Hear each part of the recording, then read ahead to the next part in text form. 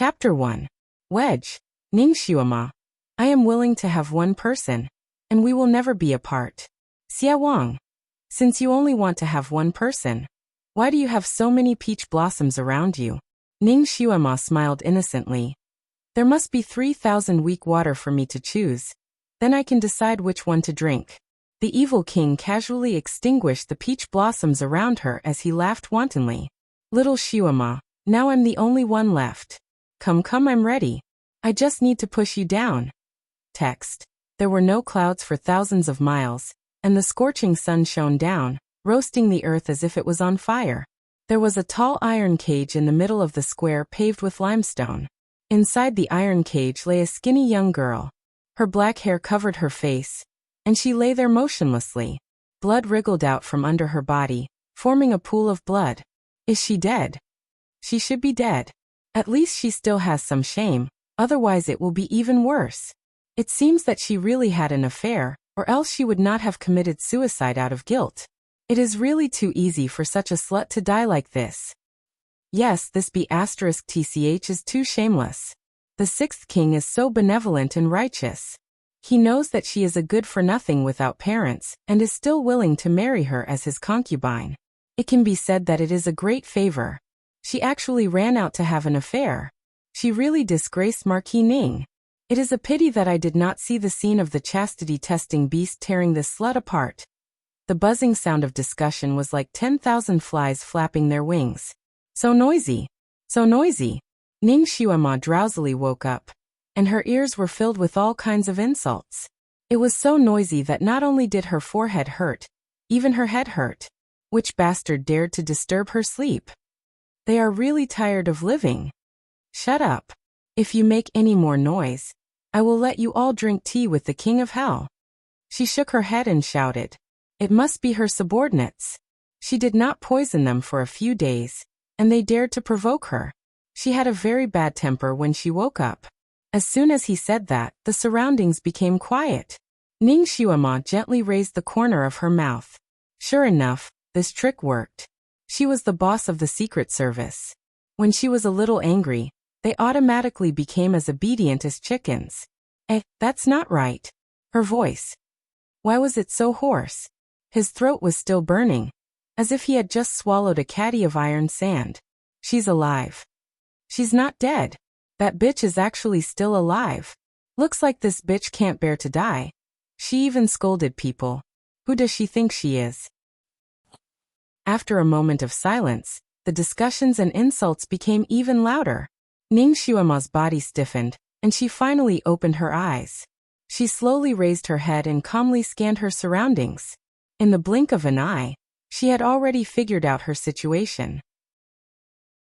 It was a hot day, and there were 3 layers of ancient people who came to watch the show. These people's clothes were no different from the people in the historical dramas on TV. All of them looked excited, as if they had been injected with hormones. On the other hand, he was like a monkey in a zoo, locked in a hot iron cage and surrounded by these people. What was going on? She was clearly sleeping at home, so how did she come here when she opened her eyes? Ning Xiuema was a little confused. She looked around and could not help but raise her hand to rub her head. In the end, she touched a handful of sticky blood. Her gaze suddenly focused on her small hand. It was a very small hand, pale and thin. There were thin calluses on the palm, and her fingernails were an unhealthy pale green. Chapter 2. This wasn't her hand at all. Although her hand was originally small and delicate, it shouldn't be this small and delicate. This was the hand of an 11 or 12-year-old child. It wasn't even on the same level as her beautiful hands of a 22-year-old girl. Was she dreaming? No, injuries in a dream wouldn't hurt, but the pain on her body was so real. Was this real? But wasn't this scene too strange? Could it be that she had also transmigrated? It seemed like she had transmigrated into another body. This was too melodramatic. What was even more melodramatic was that she had transmigrated into a child's body. In the end, Ning Xiuema was a special agent. Encountering such a strange situation, she was only startled for a moment, and her lips twitched a few times. She quickly felt the burning pain on her forehead, and her whole body was a bit dizzy. Her vision was turning black. This was the symptom of excessive blood loss. She turned over and sat up, and her left hand touched her right pulse. Malnutrition, excessive blood loss, a slight concussion. Chila. With a sound, she tore off a long strip of cloth from the corner of her dress and wrapped it around her forehead, bandaging the wound tightly. The surrounding crowd was dumbstruck as they looked at the girl who was like a street rat before she hit her head. But now, she was calmly bandaging her own wound as if there was no one around. For a moment, they couldn't react. The surroundings were quiet again. This girl's forehead and cheeks were stained with blood, and her plain clothes were also dirty beyond recognition. She was originally in a very poor state, like mud that people casually stepped on. But now she was sitting there, bandaging her wound, combing her hair. Her movements were like moving clouds and flowing water, leisurely and leisurely. There was a very special charm to it. There was a sense of nobility in her elegance, as if she was a young girl grooming herself in front of a mirror in spring. How was she like a poor girl who was about to be executed? Among the crowd, most of them were ordinary people who lived at the bottom of society.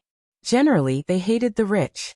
When they saw people who used to be high up in the air like mud at their feet, they felt a strange sense of satisfaction in their hearts, as if this made them a bit taller.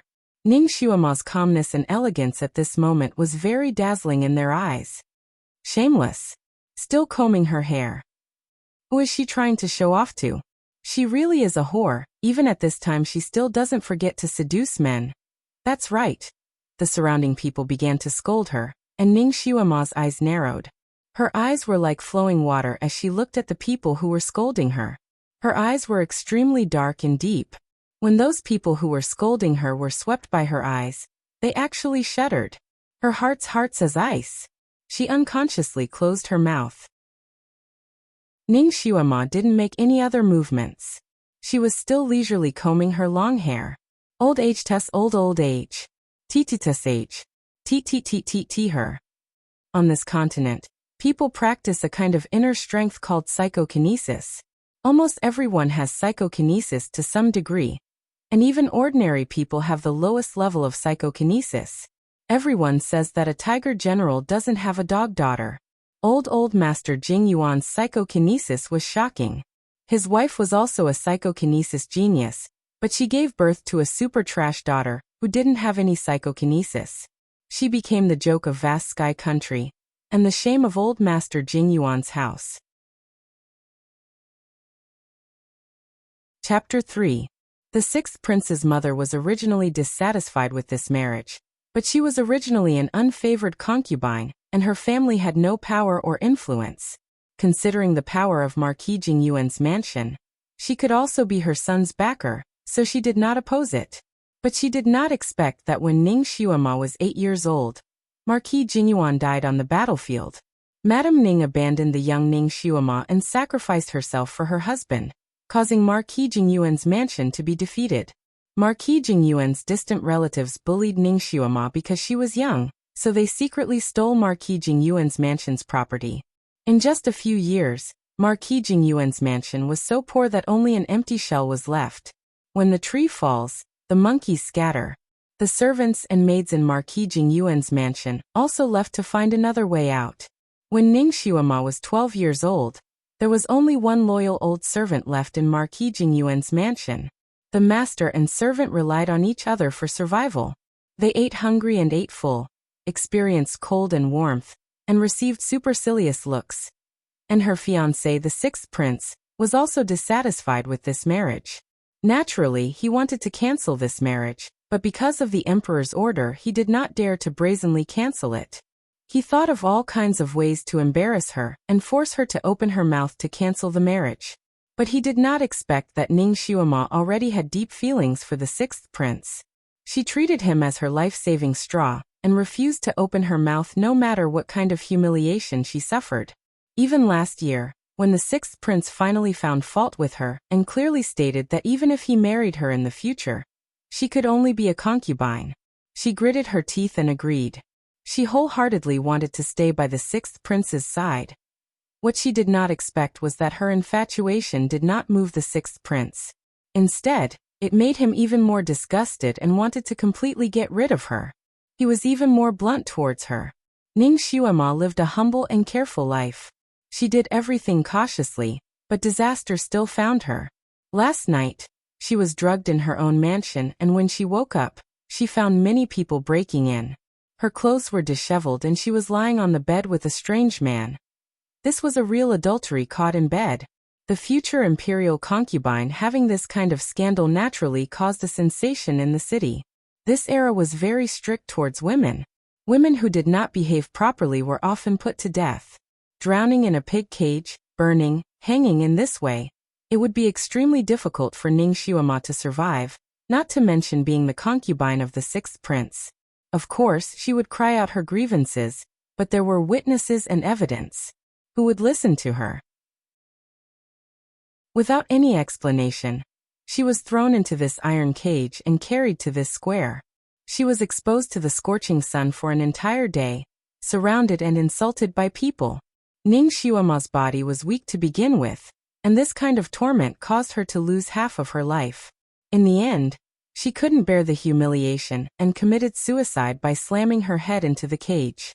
These are the memories of the original owner, awakening in the mind of the modern agent Ning Xuema. Ning Xuema gently touched her cheek. She knew that the reason why she had this memory was because this body contained the strong resentment of the original owner. That little girl died with her eyes wide open. Little girl, rest in peace. Since I've taken over your body, I'll avenge you. I will make the people who did this to you pay the price. A cold light flashed in her eyes. The sixth prince is here. It was unknown who shouted from the crowd. The surrounding people scattered to the sides like a tide. They made a path. Chapter 4. 36 astute and capable guards stood on both sides of the cage. 4 pairs of young girls held up the imperial canopy specially used by the princes. The man under the imperial canopy was wearing a brocade robe. He was incomparably handsome and exuded the majesty of the imperial family. This was Chongkong Country's sixth prince, Ji Yunhao. He slowly walked forward and stopped 3 zhang away from the cage. He indifferently swept his eyes over Ning Xuema. His eyes filled with disgust. Ning Xuema, do you still have anything to say? Ning Xuema raised her head, and her pair of extremely black eyes met Ji Yunhao's gaze. The corners of her lips slowly hooked up into a smile. Sixth prince, what do you want me to say? Because she had been exposed to the sun for an entire day, her voice was somewhat hoarse. But when she spoke in such a soft voice, it was strangely pleasant to the ears. Ji Yunhao slightly furrowed his brows and choked on her question. Ever since this lowly girl was caught, she had been crying and shouting about being wronged. Her voice was hoarse and her eyes were swollen, but no one was willing to believe her words. She cried until the sun went down before she stopped. Then she ran into the cage in despair. He thought that she had already died, so he came to take a look. He wanted to show her kindness by ordering someone to give her a thin coffin and establish his reputation as a virtuous prince. He didn't expect that she actually didn't die from running into the cage. This made him feel somewhat regretful in his heart. He thought that he would see a disheveled, filthy, and lifeless Ning Xuema. He didn't expect that she would actually comb her own hair and calmly sit there. It didn't seem like she was in an iron cage, but rather like she was in a quiet and elegant tea house. She could even smile. Her face was obviously as pale as a ghost, but under this smile, there was a kind of luster that made people's eyes light up. He never knew that her smile could be so sweet. It was like a pure child's smile, but the corners of her lips held a trace of wickedness. Ji Yunhao's heart slightly jumped, but he immediately frowned and his voice became even more indifferent. This prince doesn't want you to say anything. This prince only wants to hear the truth. Do you know your crime? Ning Xuema simply hugged her knees with both hands and supported her chin. She replied very quickly, Xuema knows her crime. She actually didn't cry out her grievances? Did he plead guilty? Ji Yunhao's voice softened. It's good that you know your crime. Then your punishment. Before he could finish, he was interrupted by Ning Xuema. Xuema knows her crime, but it's not the crime your highness is talking about, it's something else. There were others. Ji Yunhao secretly rejoiced. The more sins she committed, the more natural it would be for him to punish her. What other crimes do you have? Ning Xiuema blinked her eyes and lightly sighed. Xiuema's crime is that I shouldn't have clung onto this marriage contract even after my family's situation had deteriorated. I wholeheartedly treated you, the sixth prince, as my only support. Because of this, the sixth prince had no choice but to use some underhanded methods to frame Xiuema. If this matter were to be publicized, I'm afraid it would damage the sixth prince's reputation. Now that Xiuema thinks about it, she really has sinned heavily. She spoke quickly and anxiously, like exploding beans, but every word was exceptionally clear, allowing almost everyone to hear it clearly. By the time Ji Yunhao's guards reacted and leaped over to block Ning Xiuema's mouth, she had already finished speaking. Not only that, she was clearly sitting down, but when those guards wanted to seal her mute acupoint, her body unexpectedly swayed and dodged. All the guards were stunned. When they looked at Ning Xiuema again, she was still sitting in her original position, as if she hadn't moved at all. How did she dodge all those finger winds that attacked her? Chapter 5. The imperial bodyguards looked at each other in dismay. For a moment they didn't understand. Sixth Prince, are you trying to seal Xiuema's mouth because you have a guilty conscience? You can't say this? Ning Xiuema blinked her eyes with an innocent face. Ji Yunhao's complexion became unsightly. He waved his hand to stop the imperial bodyguards who were about to make a move. If he sealed this girl's mouth now, it would show that he had a guilty conscience. Ning Xiuema, you're the one who behaved indecently and fooled around with other men. You still want to slander me and wrongly accuse me. His voice turned cold, like a cold wind blowing. Ning Xiuema twirled her hair with her fingers. She tilted her head and sized up Ji Yunhao. Does Sixth Prince have so little confidence in himself? This sentence was somewhat without rhyme or reason. Ji Yunhao didn't understand. What? What does this have to do with this prince's confidence? Ning Xiuema blinked her eyes. You don't understand? Xiuema is Sixth Prince's fiancée. Sixth Prince has power and influence. His appearance, and is also passable. At the very least, he can throw that hoodlum, Li Sanlang, behind by 8 streets. Even an idiot would know who Xiuema should choose. Why would she have an affair with that bastard and let Sixth Prince catch her in the act? Xiuema's brain isn't filled with water. Unless someone was already dissatisfied with this marriage and deliberately framed Xiuema to ruin her reputation. No matter who designed this malicious scheme, it couldn't be separated from the Sixth Prince. Moreover, he was happy to see this result. So don't blame her for simply dumping this basin of shit on his head. Her words were clear and logical. More than half of the people in the crowd believed her inference. Their gazes towards Ji Yunhao were somewhat subtle. There was a slight buzz in the crowd.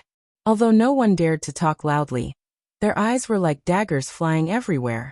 Everyone was communicating with their eyes. Ji Yunhao's face was ashen. Ning Xiuema, you're about to die, yet you're still talking nonsense here. Do you think you're worthy enough for me to do anything to you? Ning Xiuema nodded her head cooperatively. Not worthy, not worthy. So in your highness's heart. Xiuema doesn't even have the affection for your highness to plot against me. Then she was even more unworthy of being the prince's concubine. Wangya must hate this engagement bitterly, wishing that Xiuema would disappear from this world. It was Xiuema who didn't see the bigger picture. She thought that she was still the young miss of Marquis Jingyuan's household, that Wangya would still treat her as well as when her father was still alive. She forgot that she was just an orphan without any power or influence, so she ended up like this.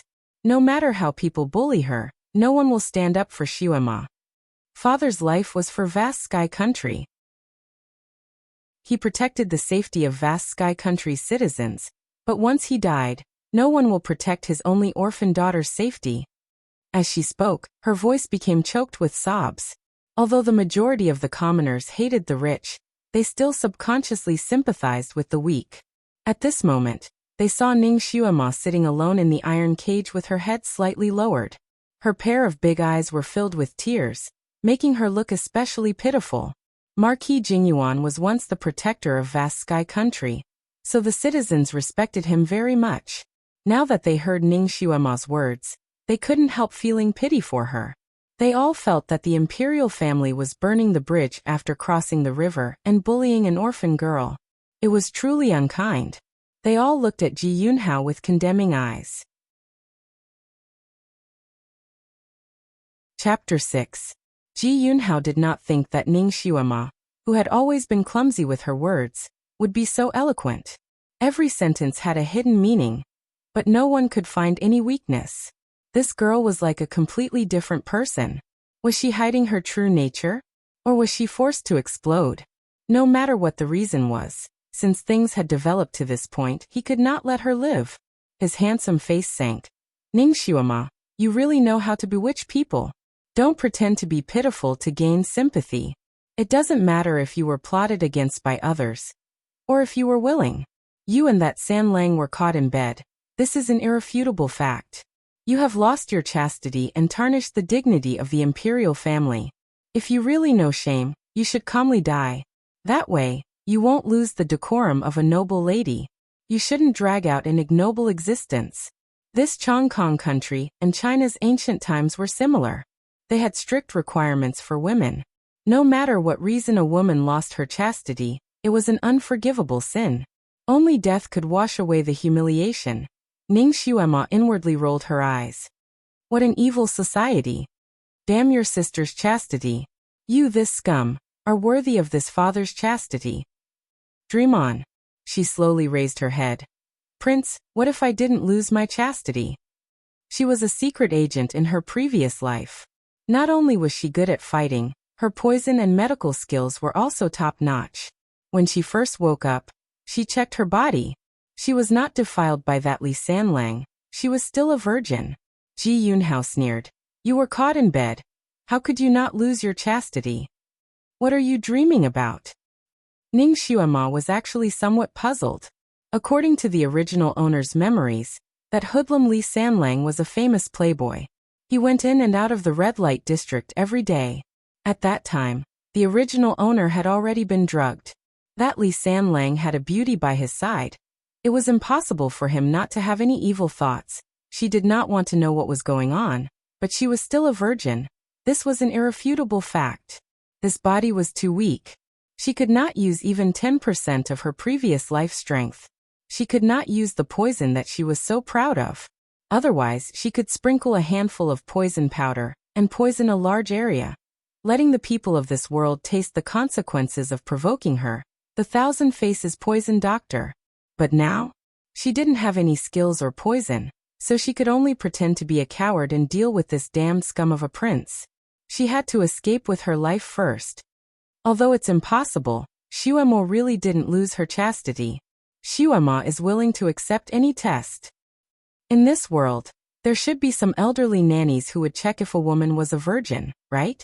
Ji Yunhao's lips curled into a sneer. Good, you said it. Then you will accept the test of the chastity testing beast. He made a gesture to the bodyguard beside him. The bodyguard nodded and accepted the order. Chastity test sale? What was that? Ning Xiuema searched the memories of the original owner.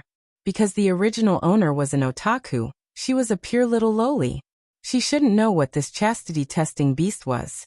The onlookers started to get excited. Some were whispering to each other, and some were excited as if they were watching a great show. There were also some who looked at Ning Xiuema with pity. One of the aunties simply opened her mouth to persuade Ning Xiuema. Little girl, you can't pass the chastity testing beast. It's better to obediently admit your guilt and ask for a quick death. Once the chastity testing beast comes, you will suffer. Not only will you not be able to escape death, you will also have to suffer a lot. Yes, no one in this world can pass the test of the chastity testing beast. They all died miserably. Little girl, don't look for trouble. Another person tried to persuade her. Chapter 7. Many people also joined the camp of persuasion. Ning Xiuema's words just now had aroused the sympathy of many people. They felt that this orphan girl was no different from ordinary people. She was also a pitiful person who was bullied by the privileged class. She was even worse than them. This made them feel a common hatred for a common enemy. Unconsciously, they also included Ning Xiuema in their camp. Ji Yunhao's face was very ugly. This time, regardless of whether Ning Xiuema was innocent or not, the crime of persecuting a weak girl had already been set in the hearts of these poor people. This scoundrel girl must die. His eyes flashed with a trace of ruthlessness. On the left side of the square, there was a sudden commotion, and the crowd surged. The ancestor! The ancestor is here. It's really the ancestor. The ancestor is passing by, right? I didn't expect to have the fortune to see the ancestor's carriage today. Don't say any more. Quickly kneel, quickly kneel. The crowd first discussed in low voices, and in the blink of an eye, everyone knelt down in the direction of the long street.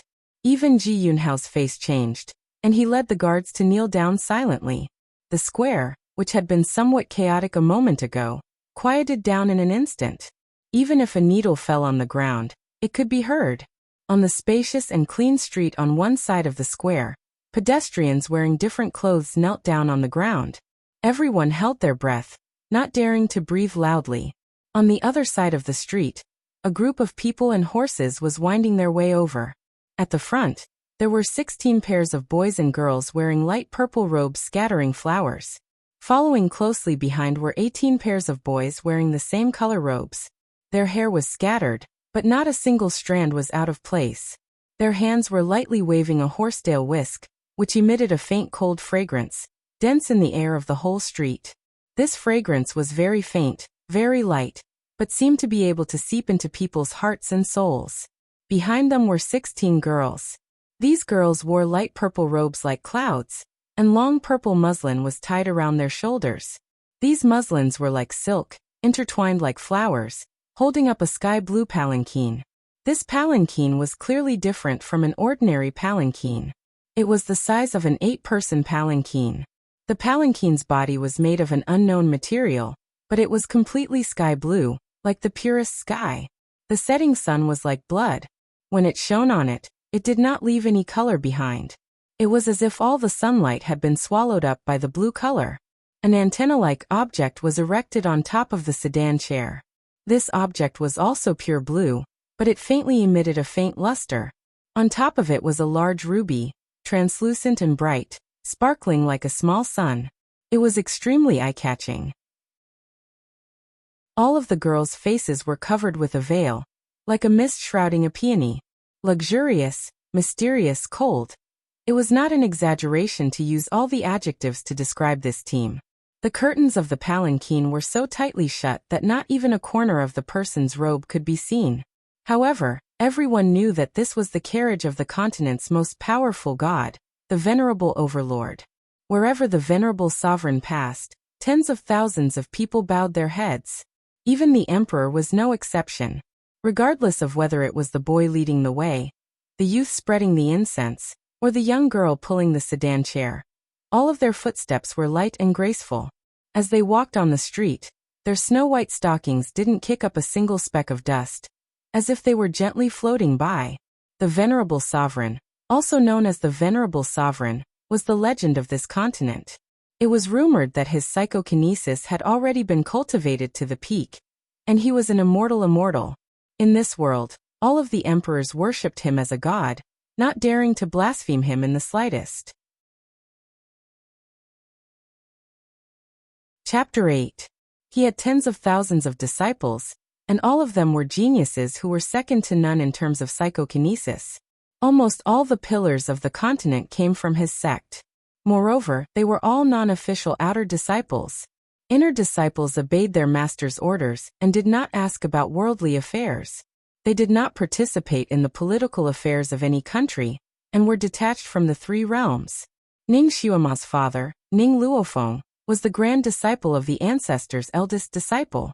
Because he had many worries, he could not formally become the ancestor's disciple. He only became an outer disciple and learned some outer martial arts. Just like that, he became a martial god who could not be defeated by tens of thousands of people. He established his career and became a famous general. There was an immortal mountain on the sea, only in the boundless sea of clouds. It was rumored that the ancestor lived on the immortal mountain in the Forgotten Worries Sea. Usually he would not go down the mountain easily. Every time he went down the mountain, there would be such a guard of honor. His whereabouts were extremely mysterious. No matter which country he went to, he would not inform the country's monarch in advance. Often, he would suddenly appear on a country's main road, as if he had popped out of nowhere. This time was also the same. This group of people and carriages suddenly appeared on the main road, causing a huge commotion. The ancestor liked silence. Even if his carriage was walking on the main road with people coming and going, the surroundings would still maintain absolute silence. All the people of the Tianxi continent seemed to know about the ancestor's eccentricity. Therefore, when they saw the ancestor's carriage, they silently knelt on both sides, not daring to make a sound. Thanks to the original owner's memories, Ning Xuema knew who the ancestor was. Inside the iron cage, she looked at the people kneeling on the ground. She paused for a moment before her eyes flashed. Suddenly, she let out a long howl. "I've been wronged. Dou-yi of June's snow is injustice," she shouted with a flowery voice. Her voice was hoarse and sorrowful, but it also revealed the tenderness of a young girl. In the silence, her voice had a shocking effect, causing everyone to tremble. This girl was crazy. She actually dared to shout injustice in the place where the ancestor passed by, making such a loud noise. Was she tired of living? Who on this continent didn't know that even if the ancestor walked on this continent, he never interfered in the affairs of the mortal world? Not to mention a little girl being wronged. Even if there were 10,000 people kneeling in front of his palanquin and crying for justice, this old man would still remain indifferent. The palanquin would not stop moving, and he might even be punished for making noise. A layer of cold sweat broke out on the sixth prince's back. According to the venerable emperor's rules, if someone suddenly made a noise in the places he passed by, the officials present at the time would be punished. The light punishment would be demoted by the monarch, and the heavy punishment would be life-threatening. He was the highest official here. If the emperor wanted to punish him, he would be the first to bear the brunt. Fortunately, he was closer to the iron cage. He raised his hand and pointed at Ning Xuema.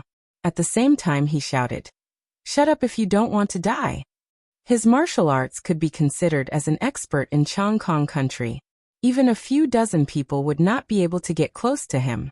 Even if a valiant martial artist were to meet him, it would be extremely difficult to dodge, and he would rarely miss. What's more, the other party was a famous waste.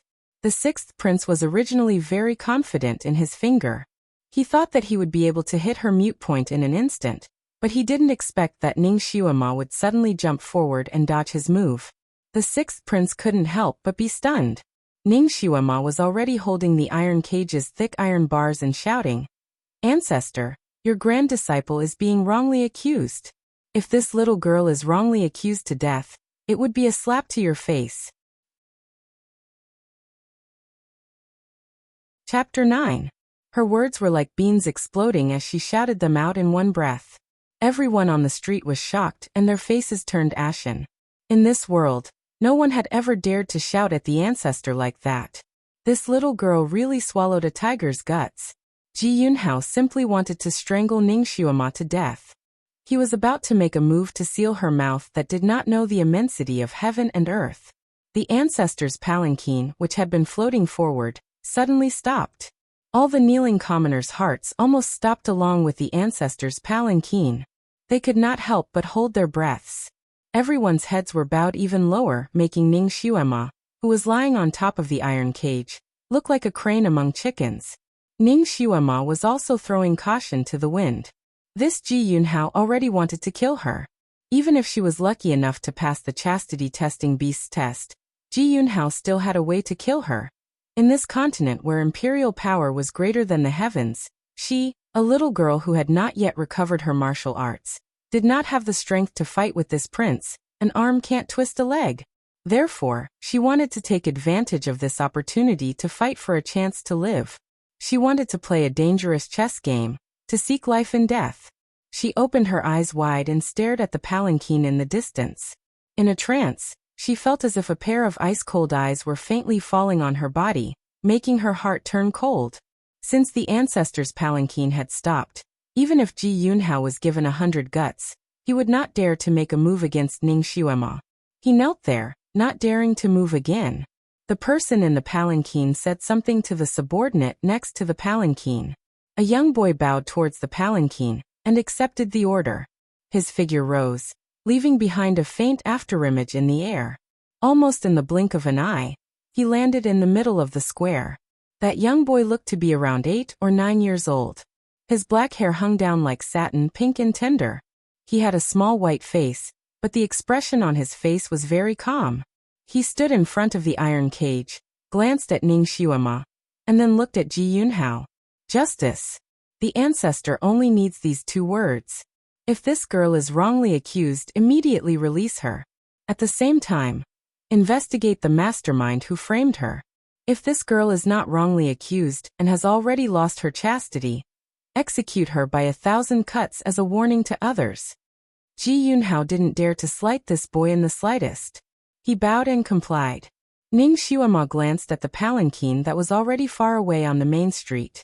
Then she looked at the little kid sent by the ancestor, who wasn't even as tall as her. She felt her stomach ache. This ancestor was too arrogant. She had shouted herself hoarse. Yet he sent this little boy over. Was it really reliable for an 8 or 9-year-old child to be the supervisor? She said, "Immortal child, this is unfair." The boy raised his eyebrows in surprise. "What kind of fairness do you want?" Ning Xiuema answered straightforwardly, "I've been wronged. I've suffered so much. I've been locked in an iron cage, exposed to the sun, and even had rotten eggs and vegetables thrown at me. It can be said that I've suffered a great grievance. If it's really proven that I've been wronged, how can it be so simple to let me go immediately? No matter what, the 6th prince should compensate this little girl. After all, this little girl is the ancestor's grand disciple. Giving this little girl justice is also giving the ancestor justice." Every word and sentence she said was under the banner of the ancestor. Ji Yunhao's teeth itched with hatred, but he couldn't refute her. The boy glanced at him. "6th prince, what do you say?" Ji Yunhao bowed. "If Miss Ning has really been wrongly accused and hasn't lost her chastity, this little prince is willing to give her the status of a concubine. When she reaches marriageable age, a palanquin with 8 carriers will carry her through the door. Moreover, it will never be abandoned." Chapter 10. Ji Yunhao felt that Ning Xiuema would definitely be overjoyed to accept his compensation. Ning Xiuema would definitely agree to it. After all, before this little girl had tried every possible way to enter the 6th prince's door, and endured humiliation and humiliation. Unexpectedly, as soon as he said this, Ning Xiuema in the iron cage sneered. "This compensation is too easy. I don't want it." Ji Yunhao's expression turned ugly. "Then what kind of compensation do you want? Don't tell me you want to be this prince's official consort." She was too insatiable. Ning Xiuema's lips hooked up. "Prince, you're thinking too much. Xiuema doesn't want the position of your official consort." "Then what do you want?" "If Xiuema is wrongly accused, then I ask the immortal child to make a decision, and allow Xiuema to break off her engagement with the 6th prince. Let's make things clear first. It was Xiuema who took the initiative to break off the engagement. I don't want him. The 6th prince has to shout 3 times in front of everyone. Miss Xiuema has broken off the engagement with this prince." This condition was simply outrageous. Everyone's eyes widened as they looked at the audacious little girl in the iron cage. Their gazes were all different. Some admired her, while others thought she was a little crazy. The immortal child found it interesting. "6th prince, can you agree to Miss Ning's condition?" Ji Yunhao obviously didn't think of this. His face was as black as the bottom of a pot, but he had no choice but to answer. "This prince can agree." Ning Xiuema wasn't finished. This little girl wanting to break off the engagement is also what the 6th prince wants. It's reasonable for the 6th prince to give this little girl some compensation. How about this?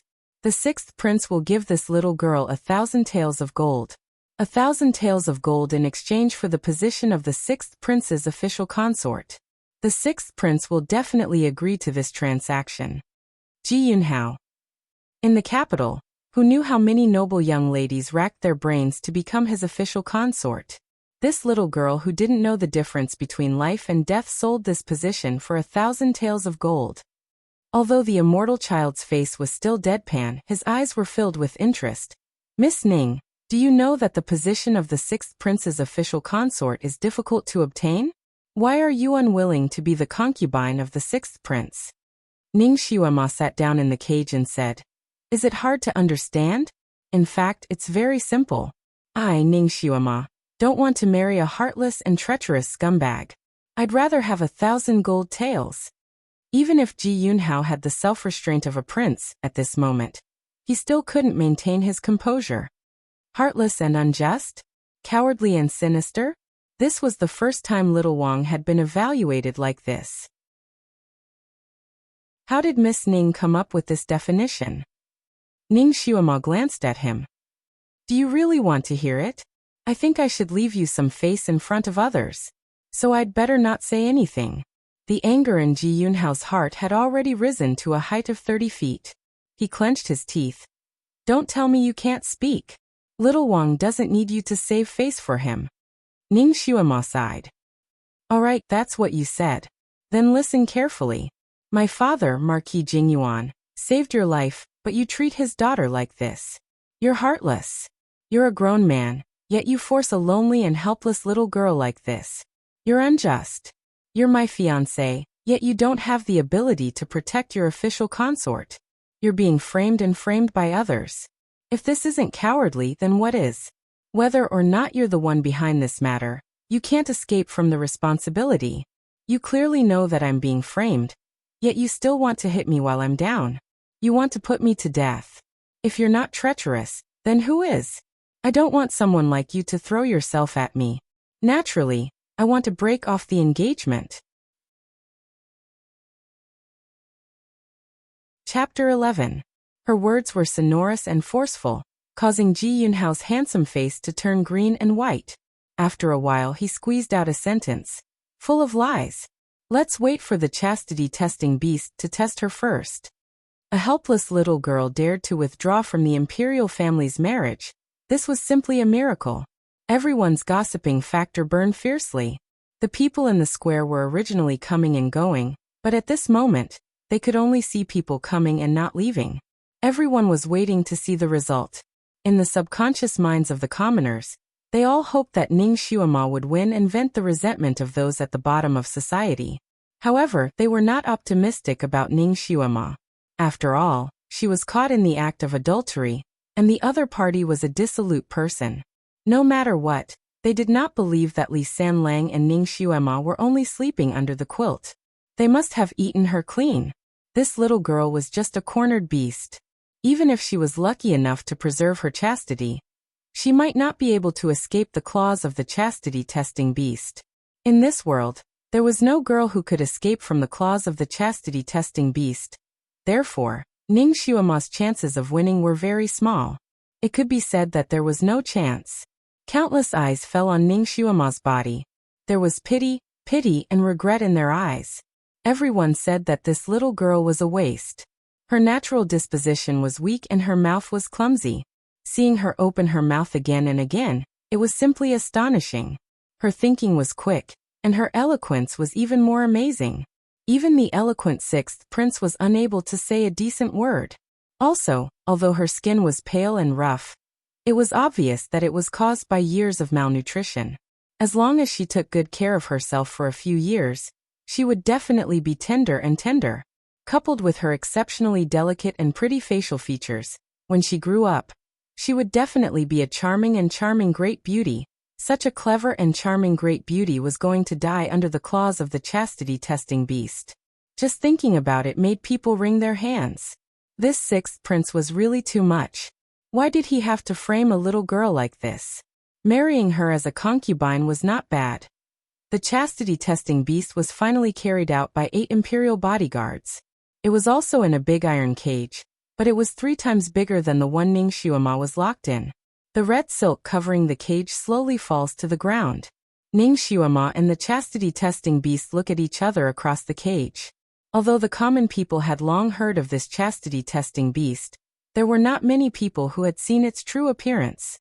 This chastity-testing beast was a treasure of the royal family. Only when a woman of the royal family committed a lewd act and refused to admit it would they use it. There weren't many women who lost their chastity before marriage, and most of them were secretly executed by their families after being caught red-handed.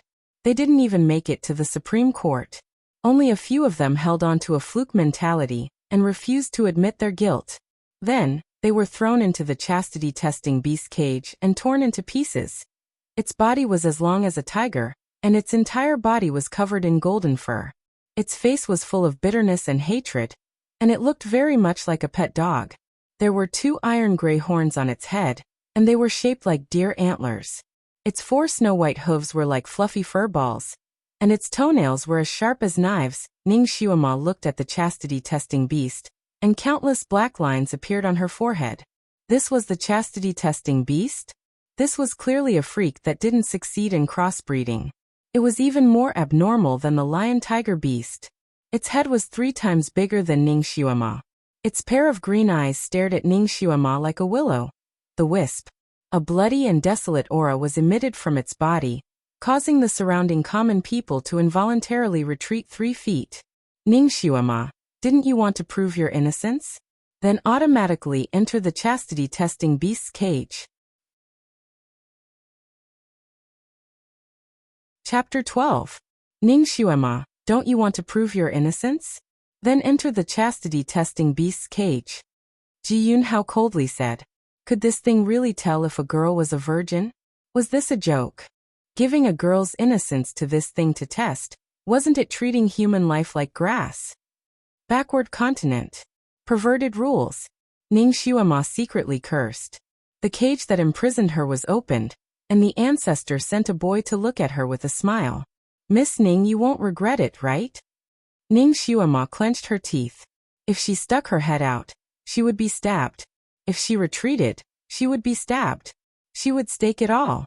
She bent her waist and walked out of her cage. The imperial bodyguards opened the door of the chastity-testing beast's cage. The cage door was very small, and it could barely allow a weak girl to pass through. The chastity-testing beast couldn't come out. The chastity-testing beast was obviously excited. Its whole body's golden hair slightly stood up, and it snorted. Its 4 hooves stomped on the ground. From time to time, it would show its claws to Ning Xiaoma. Ning Xiaoma had always been bold. In her previous life, she had fought with tigers and leopards with her bare hands. However, the current body's quality was too poor. She could only use her previous life's qinggong, but she didn't have the strength to fight back.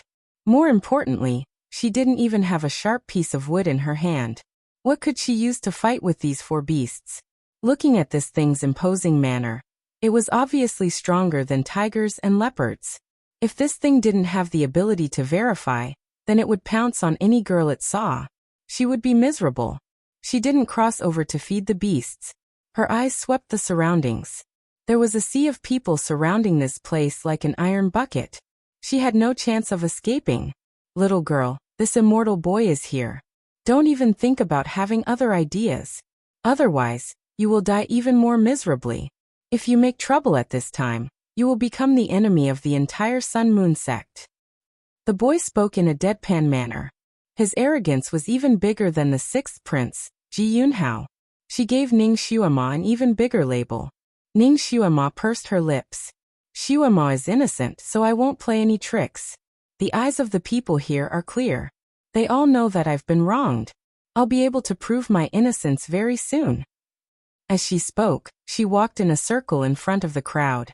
Her posture was like a movie star singing around the audience. She was calm and composed, and every move she made had a different kind of charm. Everyone's eyes followed her and were inexplicably attracted to her. Even the 6th king's iron-blooded guards couldn't help but look at her. The 6th prince Ji Yunhao's handsome face turned even darker. Seeing so many men's gazes following Ning Xiaoma, his mood was indescribably bad. He snorted, "Don't dawdle. Don't you want to prove your innocence? Hurry up and go in." Ning Xiaoma's fingers secretly grasped the 2 iron hairpins she had just stolen. Her heart finally had a bit of confidence.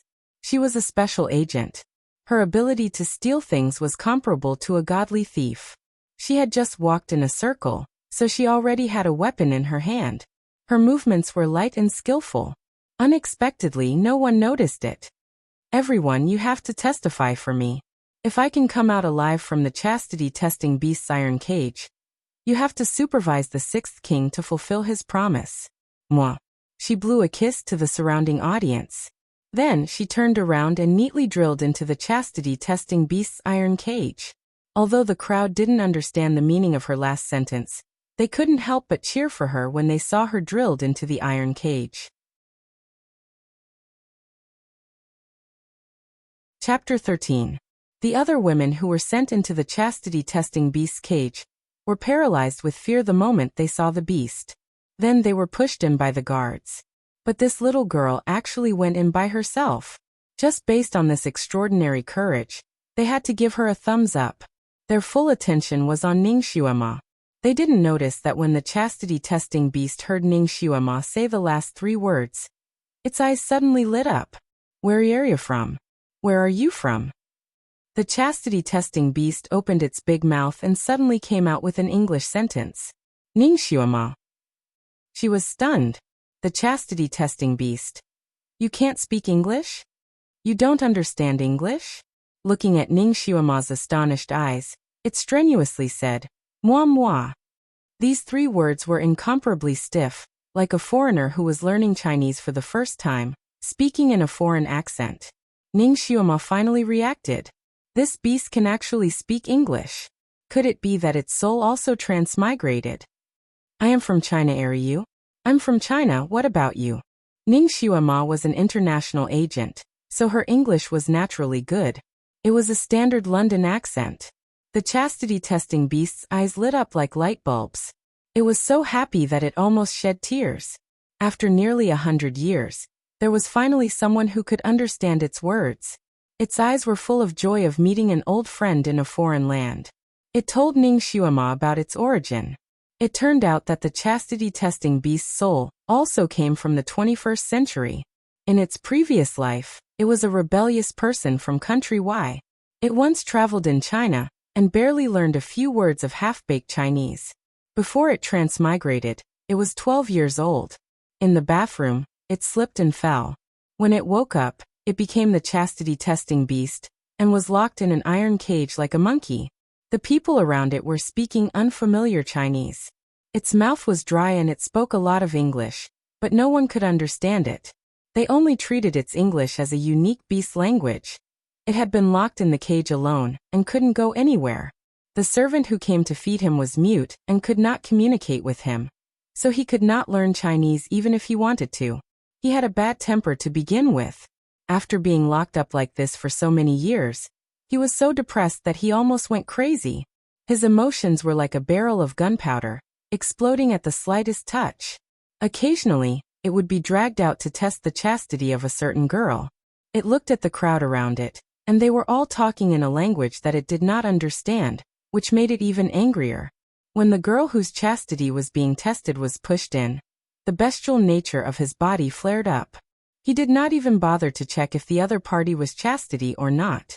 Without a second word, he tore the girl apart to vent his anger. He didn't know if the original chastity testing beast knew how to test one's chastity, but he didn't know how to do it. He didn't understand either. He was still a pure and innocent virgin in his previous life. The chastity testing beast had been sullen for nearly 100 years. Now it finally met a person who could understand its words. As soon as it opened its mouth, it spilled all of its secrets. As a result, the onlookers saw such a wonderful scene. The small Ning Xuema was standing in front of the tall chastity testing beast. She was speaking the same language as the chastity testing beast. One person and one beast chatted happily. Occasionally, Ning Xuema would reach out her small hand and pat the chastity testing beast's shoulder.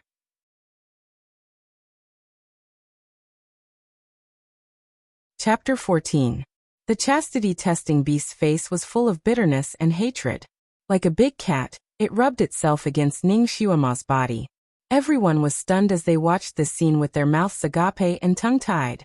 A miracle. No one had ever been able to get along so well with the chastity testing beast. This Miss Ning had created a miracle. To be able to get the chastity testing beast's favor. It seemed that not only did she not lose her chastity, but she was also very pure. She was really wronged. Ning Xuemo resisted the urge to yawn. This international friend of hers was really a chatterbox. He almost talked about his previous life, school, grade, and even his little girlfriend that he had a crush on.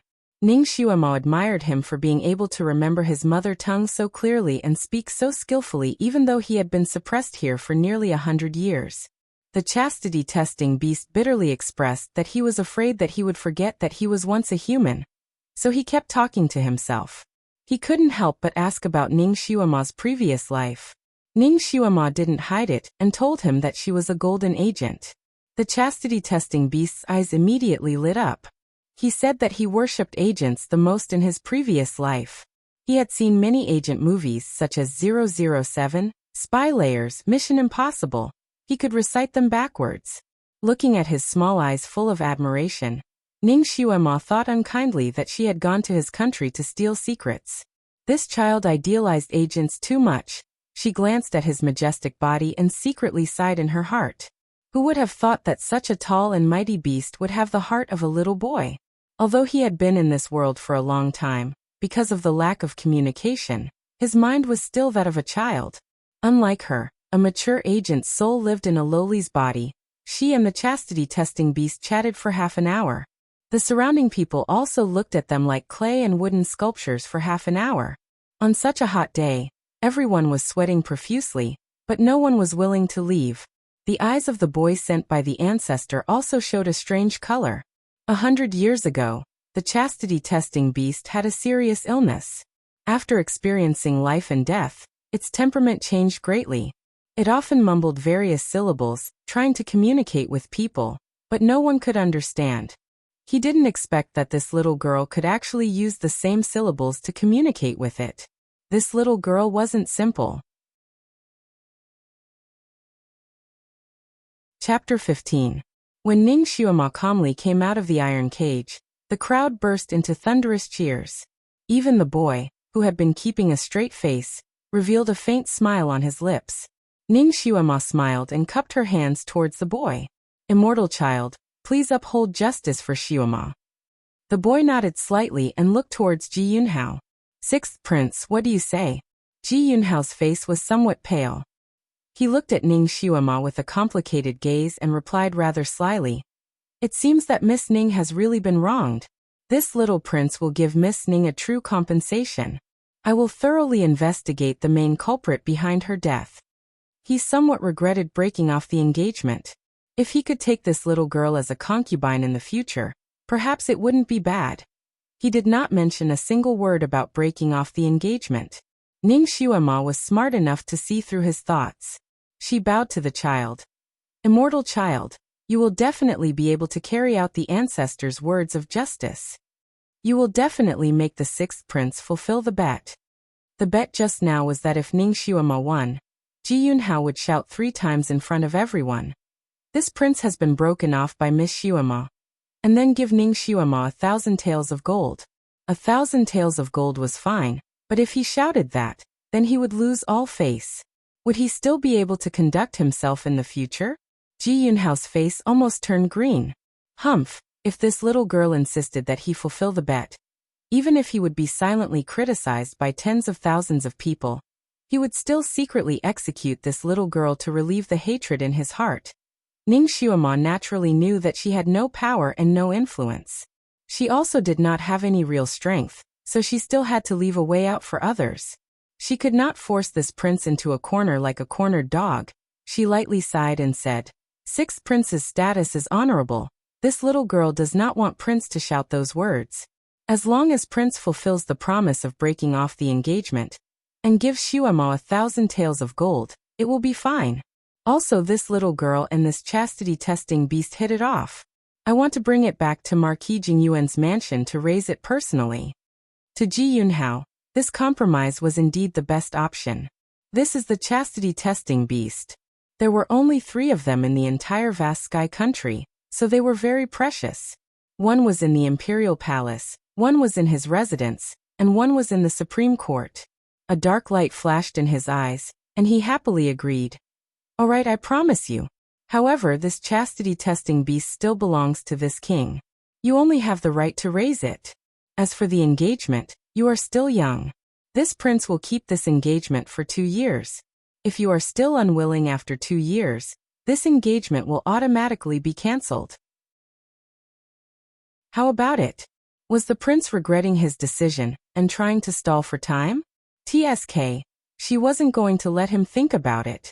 She didn't want to be entangled with him in the future. Ning Xuema simply shook her head. Xuema likes to be straightforward. Your Highness must be a straightforward person, so it's better to annul this marriage. Ji Yunhao. At this time, he naturally could not persist any longer. He could only agree to annul the engagement under the witness of the fairy child. A dim plaque, a dilapidated gate, a courtyard overgrown with weeds, and an empty hall. This was the current Marquis Jingyuan's mansion. A gust of wind blew through the hall, causing it to swirl around and swirl up the dust, causing Ning Xuema to sneeze the moment she entered the hall. Really poor. Really dilapidated. Afterwards, the chastity testing beast was carried in and impolitely commented. Of course, it still spoke in English. Mumu's English was returned to the English teacher. In order to make it easier for everyone to read, it was directly translated. Ning Xuema raised the corner of her mouth.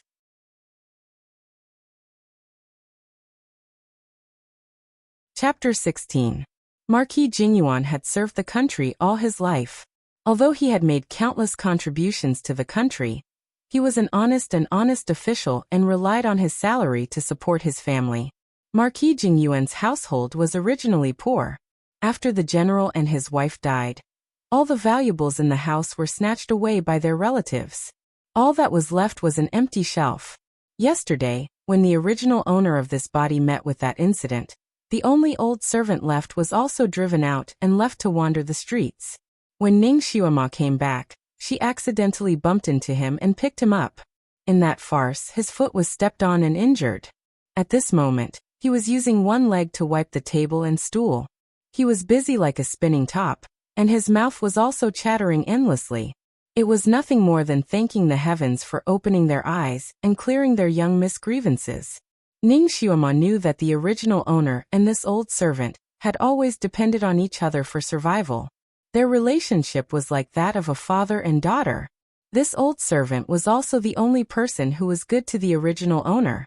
At this moment, hearing him chatter endlessly, she did not become impatient and let him speak. While they were talking, Ji Yunhao's imperial bodyguard brought in another 2,000 taels of gold. When the chest was opened, the glittering and glistening gold ingots neatly stacked together made the old servant's eyes almost pop out of their sockets. He had never seen so much gold before. That imperial bodyguard bowed to Ning Xuema. Miss Ning, this is my family's prince's gift to you. The total is 2,000 taels, please accept it. Ning Xuema was drinking the inferior tea the old servant brewed. Hearing this, she raised her head. Didn't we agree on 1,000 taels? That imperial bodyguard proudly said. My family's prince took pity on Miss Ning's family for being poor, so he specially doubled the amount. He looked at Ning Xuema with a face like he was showing kindness to a beggar. That old servant's complexion changed. A scholar can be killed, but not humiliated. His young miss was the young miss of Marquis Jingyuan's household. She was born with a lofty and unyielding character. She would rather die than accept this kind of handout food. He opened his mouth and was about to righteously reprimand that imperial bodyguard and have him take the extra 1,000 taels back. Who would have thought that Ning Xuema would blow at the tea foam and say with a smile, "Then Xuema would like to thank your prince." He casually picked up an ingot of gold and weighed it in his palm before tossing it to the old servant. Old Zhong, this is for you to buy wine. The old servant could only accept it. Her reaction stunned the guard. He felt as if he had punched a pile of cotton, an indescribable emptiness. But he couldn't say anything else, so he could only leave dejectedly. Old Zhong looked at Ning Xuema with a complicated expression. Miss, Ning Xuema waved her hand. Old Zhong, I know what you want to say. You don't have to say anything. I know what I'm doing. She stood up and walked around the box full of gold. Her eyes sparkled. This lady is short on money. It's rare for a spendthrift to give me more. It's a waste not to accept it. She paced around the hall 2 steps. Old Zhong, you're already old, So there are some things you can't do anymore. Go and put up another notice. Just say that the Marquis Jingyuan's household is recruiting servants. Those who are quick on their feet and loyal to their master will be given priority. The monthly salary will be 3 taels of silver, and the best will be accepted. Old Zhong was shocked. Miss, the servant's monthly salary is 1 tael of silver. Isn't this price too high? Ning Xuema said. Only with a large amount of money can we recruit high-quality talents. Just do as I say. I want to recruit 2 top-level chefs, for maids to take care of my daily needs, for manservants to clean the courtyard, and 8 guards with 3rd-level psyche power. The chefs will receive 5 taels of silver a month, the maids and manservants will receive 3 taels of silver a month, and the guards will receive 10 taels of silver a month. The conditions that she listed out were all twice as high as the price outside. It was very tempting.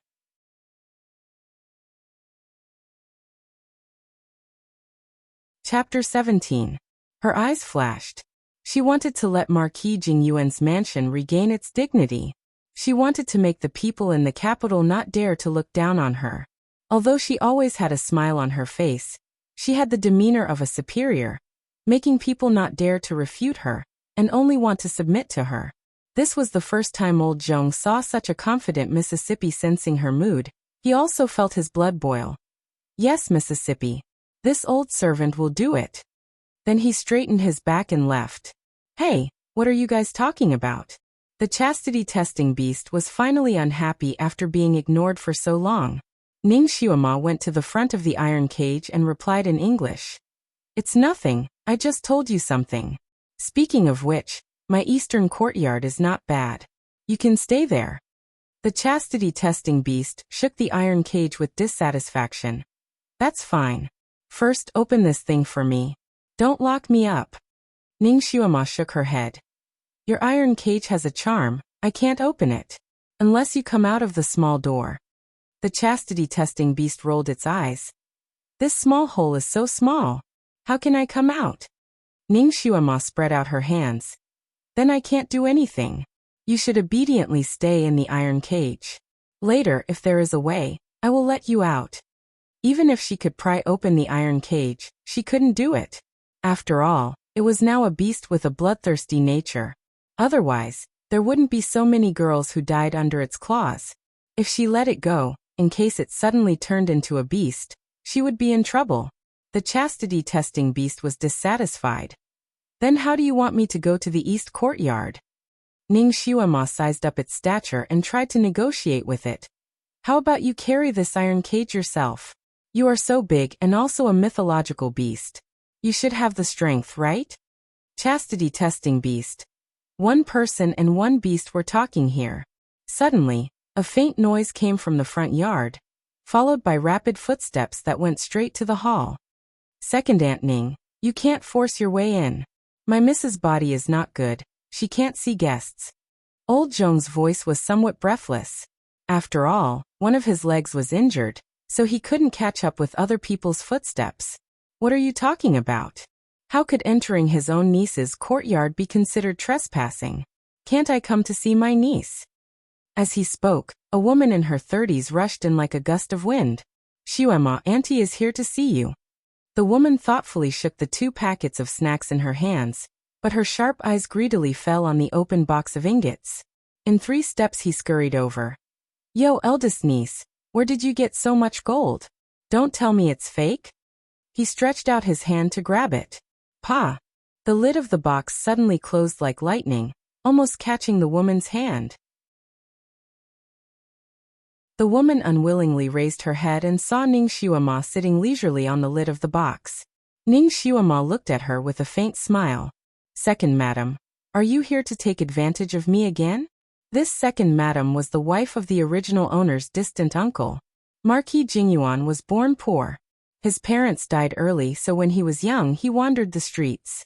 None of his poor relatives were willing to help him. Later on, he made a name for himself and was appointed a general. All of his relatives, who were once 8 poles away from him, all came knocking on his door to acknowledge him as their relative. They considered themselves to be the general's relatives, and from time to time, They would come to Marquis Jingyuan's mansion to take advantage of him and ask for things. Marquis Jingyuan remembered that they were from the same sect, so he didn't care about old grudges and helped them. But he didn't expect that although they were grateful on the surface, their bones were full of jealousy.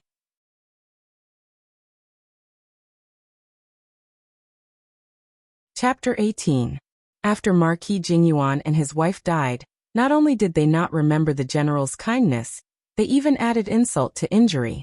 They looked for all kinds of reasons to come to the Marquis mansion and sweep everything clean. The original Ning Xiuema was only a child. When she was bullied by them, no one stood up for her. She always feared and hated these people, but she had no way to stop their evil deeds. Among the relatives who came to steal things, this second madam was the most overbearing. There was one time when Ning Xiuema slightly blocked her and was angrily slapped by this distant aunt. Her cheeks were red and swollen for several days, because the Marquis mansion had been too poor for the past year. Even the flowers in the garden had been almost all picked by them, so she didn't come as often. It had already been half a year since she last visited. She didn't expect that she would come at this time. When Ning Xiuema was trapped in the iron cage, she didn't see these relatives come out. Each and every one of them wished they could hide at the ends of the earth. Now they probably heard that she had obtained 1,000 taels of gold. So they were like flies that smelled a stench, arrogantly flying over. It was obvious that they had ideas about the gold. Ning Xiuema saw through her intentions, making the second madam unable to keep her face. Her face sank. Xiuema, how can you say that? Aunt heard that you were wronged and wronged, so I quickly came to see you. My good intentions were treated as ill intent by you. Ning Xiuema sneered. Second madam, every time you come to see me with good intentions, you always take a fancy to something and impolitely take it to your home. Last time you even took away an armchair. It must be hard for someone as thin and withered as you to not be crushed by the armchair. This kind of sarcasm was really sharp. The second madam's thin face flushed red and her eyebrows raised. Girl, is this the attitude you speak to your elders? You're so undisciplined and out of control. Sure enough, your parents died early and you don't have any upbringing. This old lady will discipline you in place of your parents. I'll let you know when to advance and when to retreat. Her figure rose and she threw herself at Ning Xiuema. She had a level 2 psychokinesis and knew some martial arts. Even a few strong men were no match for her. In addition, she gave birth to a daughter with a Xiantian 3rd level psychokinesis, and her daughter was accepted as an outer disciple of the world's 3rd largest sect, the Storm sect. She was even more insufferably arrogant, and could do whatever she wanted in the clan. He was used to bullying Ning Xiuema. She would reach out and hit Ning Xiuema whenever there was a disagreement. She would often beat Ning Xiuema until her face was black and blue, but no one cared about her. Therefore this time, when Ning Xiuema refuted her, she immediately showed her shrewish side. She raised her palms and struck. He wanted to beat this stinky girl up, snatch the golden box and leave. 2,000 taels of gold was less than 200 caddies. In ancient times, 16 taels was 1 caddy, so she could carry it. She had to quickly snatch the gold and leave. Otherwise, when the other relatives heard the news and came running over, she would not be able to get the exclusive share. Because of this thought, her 2 palms were exceptionally ferocious, and she used almost all of her strength. If Ning Xiuema was hit by her, she would immediately be sent flying. Even if she didn't die, she would lose half of her life. This woman, for this little bit of gold, she was actually so ruthless. The old servant, Uncle Zhong, cried out in alarm. He wanted to help, but his legs were not nimble and he was too late. Clap! Clap! A clear and loud clap sounded. A figure flew out and hit the pillar at the side with a bang. She cried out in pain and fell to the ground and rolled. Old Zhong trembled with fear and couldn't help but open his eyes wide. The one who flew out was not his young miss, but the second madam.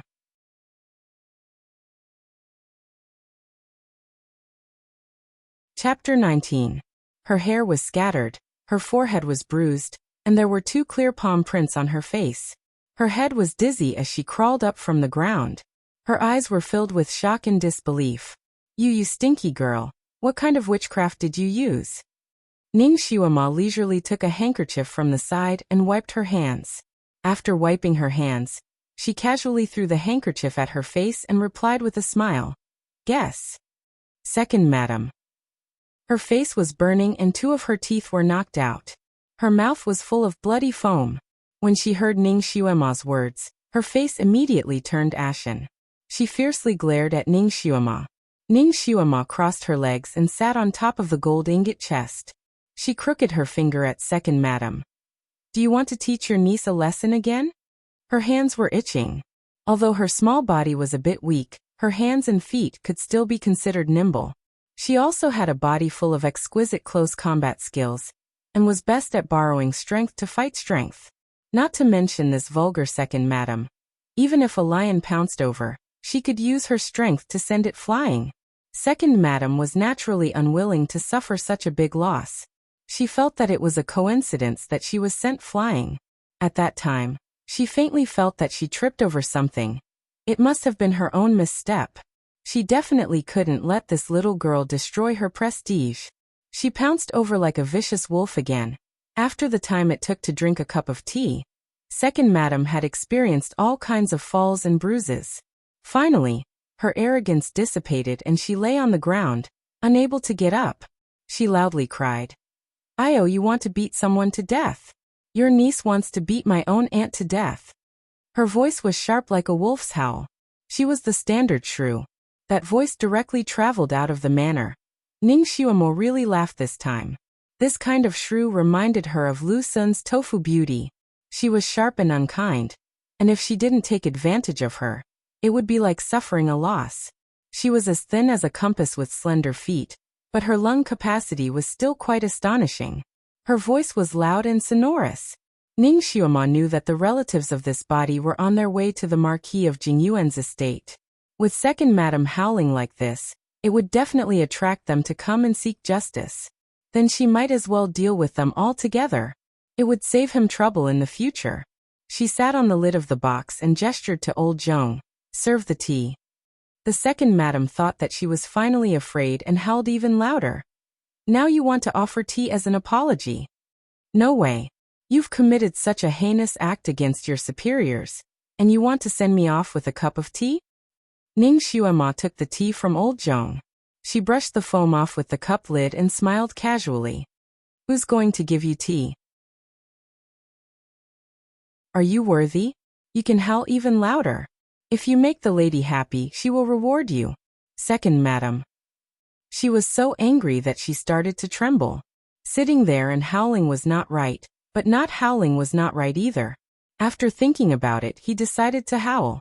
She wailed again. Ning Xuema pretended not to hear her, and sipped her tea slowly. Occasionally he would ask, "Are you thirsty? Do you want a cup of tea?" At first, second madam's face was still full of chastity, and she repeatedly said that she didn't want to drink. Later, she cried until her throat was almost smoking. When Ning Xuema asked her again, she subconsciously went to take it. Unexpectedly, Ning Xuema raised her hand and splashed a cup of hot tea onto second madam's face. Second madam's face was bruised and swollen. When the cup of hot tea hit her face, it was no different from being splashed with boiling oil. She cried out and jumped up from the ground.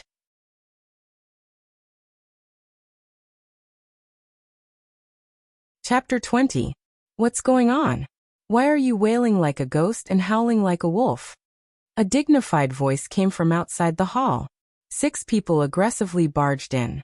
Ning Xuema's long eyelashes fluttered. Very good. Second uncle, eldest uncle, first aunt, fifth cousin, sixth cousin, and eldest cousin are all here. They're all here. Second madam pounced on her husband with a face full of tea foam. Husband, you have to get justice for me. I'm going to be bullied to death by this little b*tch. Second uncle probably didn't expect his wife to be in such a sorry state. He was stunned. What's going on? Second madam slapped her thigh and cried loudly. She recounted the scene with exaggerated details. Of course, she didn't say that she had pounced on the chest of gold. In the end, she rolled on the ground and cried out in pain. One moment, she said that her leg was broken. The next moment, she said that her arm was broken, and her waist was twisted. She couldn't move anymore. She looked as if she had been beaten to the point where she couldn't get up. Second uncle's face was so gloomy that it looked like it was about to rain. Ningxiuema, how can you be so vicious? Your second aunt came to visit you out of the kindness of her heart, but you treated her so cruelly. What are your intentions? If you don't give us an explanation, we won't let this matter rest. The others also chimed in. That's right, that's right. We're still considered your relatives. We usually take good care of you, but you repay our kindness with enmity. It really hurts. We can't let this matter rest. You injured your second aunt and committed the crime of offending your superior. If you don't give us an explanation, we'll send you to the officials and let you have a taste of prison. Everyone was talking at once, trying to scare and threaten her. However, from time to time, their eyes would drift over to the chest of gold. They couldn't wait to take the gold out of it. Ningxiuema listened without saying a word. When they all shut up, she blinked her eyes. Then what do you want? Her voice was soft and tender. Everyone thought that this little child was finally scared, so they tried to scare her a little more. The second uncle was even more pleased with himself. He finally opened his mouth and stated his purpose. You beat your second aunt up like this. It can be said that your crime is unforgivable. However, considering that you are still a child, as your elders, we can't be too calculative with you. However, your second aunt's injuries need to be treated properly. She can't move now and needs someone to serve her. She also needs money. You should compensate your second aunt with 1,000 taels of gold. Ningxiuema didn't say anything, but the others couldn't stand it. It was rumored that Ningxiuema had received 1,000 taels of gold. If they were to compensate second brother's family, then what would they get? Second brother, that's where you're wrong. Sister-in-law's injuries are just superficial wounds. She'll be fine after getting some medicine.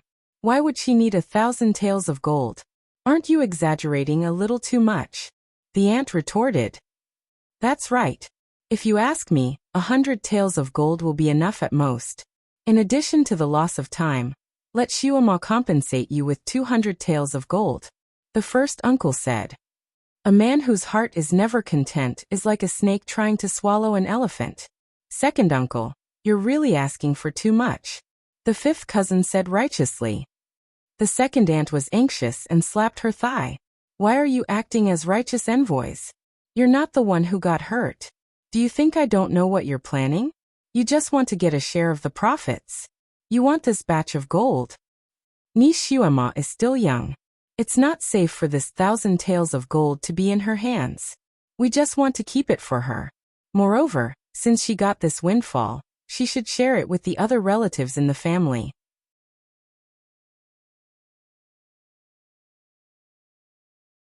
Chapter 21. Several people were quarreling over the ownership of this batch of gold. Their faces red with anger. Ningxiuema looked at them with cold eyes, but the corners of her mouth always had a trace of a smile. The group of people quarreled for a long time, but no one gave in. The more they quarreled, the angrier they became. Shut up. Shut up. The chastity-testing beast, who had been watching from the side, couldn't bear it anymore and roared. Granny, they were all arguing in Chinese. That girl didn't translate for it. It was like a duck listening to thunder. It didn't understand a bit. Instead, its head hurt from the noise. Its voice was like a thunderclap in the hall. Everyone trembled and couldn't help but shut their mouths. After all, the chastity-testing beast was a mythological beast. Once it was angry, its momentum was absolutely amazing. It shook the iron cage in front of it and roared a few times at the group of people, causing their ears to go numb and their vision to turn black. They were scared out of their wits by its terrifying momentum. Ningxiuema picked her ears and walked to the front of the iron cage. She patted its paw and comforted it in Chinese. You said you hate people making noise the most? You want to tear the people who make noise to pieces and eat them? The chastity-testing beast didn't understand what she was saying, but when it heard her gentle voice, it thought she was comforting it. So it nodded its head majestically. When it nodded its head, it almost scared the group of people. They shrank their bodies one after another. Ningxiuema sighed. Then I'll open the cage for you? I just happen to know how to break the curse. She pretended to chant the curse. The group of people panicked and tried to stop her. Nishiwama, you can't open the cage. You can't let it hurt people. Okay, let's not quarrel. Come, let's discuss the ownership of the gold. First uncle's voice lowered. The group of people gathered together and wanted to calmly discuss the result that everyone was satisfied with. After a round of intense bargaining, they finally came to an agreement. The gold would be divided into 5 portions. Second aunt would get an extra portion due to her injury, and the rest would be divided equally. By the time they came up with the proposal, it was already 4 hours later. During this time, Ningxiuma drank 2 pots of tea and swallowed 3 plates of pastries. Seeing that they were rushing directly to the golden box, she slowly opened her mouth and said, "Have you guys had enough? If you're done, you can scram now." Everyone. Eldest uncle's face darkened. "Xiuama, what are you saying? Everyone here is your elder." Ningxiuma brushed her hair and sneered. "Elder? With just you guys?" None of them remembered the kindness of the Marquis when he was alive, and desperately bullied his only weak daughter, and looted the things of the Marquis of Jingyuan's estate. Was this the behavior of an elder? Don't tarnish the word elder. His words made everyone's faces turn red. Second uncle said confidently, "It's an indisputable fact that you injured your second aunt. You have to compensate her." Ningxiuma sneered. "This is Marquis Jingyuan's estate. She came uninvited." A commoner barged into Marquis Jingyuan's estate, bullied the youngest daughter of the Marquis, and stole the gold gifted by the 6th prince. What kind of crime is this? It's already very lucky that she didn't get beaten to death, and she still wants to be greedy and ask for compensation? Where's her face? Her pretty face darkened, and a cold murderous aura loomed around her body. Her aura completely changed. That kind of pressure made everyone's heart turn cold, and they all choked there, unable to speak for a while.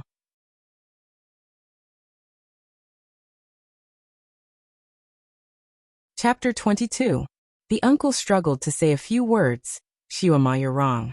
Even if you don't compensate your second aunt, you won't be able to spend the 1,000 taels of gold. You should help your clansmen. You know, every family has its own difficulties. We are all so short of money." Ningxiuma smiled. Her smile was full of sarcasm. She opened the gold chest and picked up an ingot of gold. She weighed it in her hand. "You're short of money, so I, an orphan, should give you gold for free? What kind of fallacy is this? This gold is mine. Even if I throw it to the dogs, it's not up to you to speak." She casually threw it into the chastity-testing beast's iron cage. The chastity-testing beast looked at the gold ingot rolling around under its feet. Its pair of big eyes flashed with question marks. It naturally recognized gold, but it didn't understand Ningxiuama's intention. It used its big claws to push the gold ingot, and pressed it under its palm. Everyone. Ningxiuama's palm was like a fairy scattering flowers. She threw the ingot of gold into the iron cage. When everyone reacted, she had already thrown half of the chest of gold into the iron cage. Those who knew martial arts rushed over. "Stop! Stop! What are you doing?" Countless hands stretched out, wanting to snatch the gold from the chest. Ningxiuama's eyes flashed with a cold light. She kicked the chest and closed it with a snap, pinching the fingers of the fingers. While people were screaming, Ningxiuama's figure spun around. Almost no one could see her movements clearly. They only saw that she had already picked up the gold chest and with a turn, she broke free from the encirclement of the crowd. When everyone reacted, the chest of gold had already fallen into the iron cage.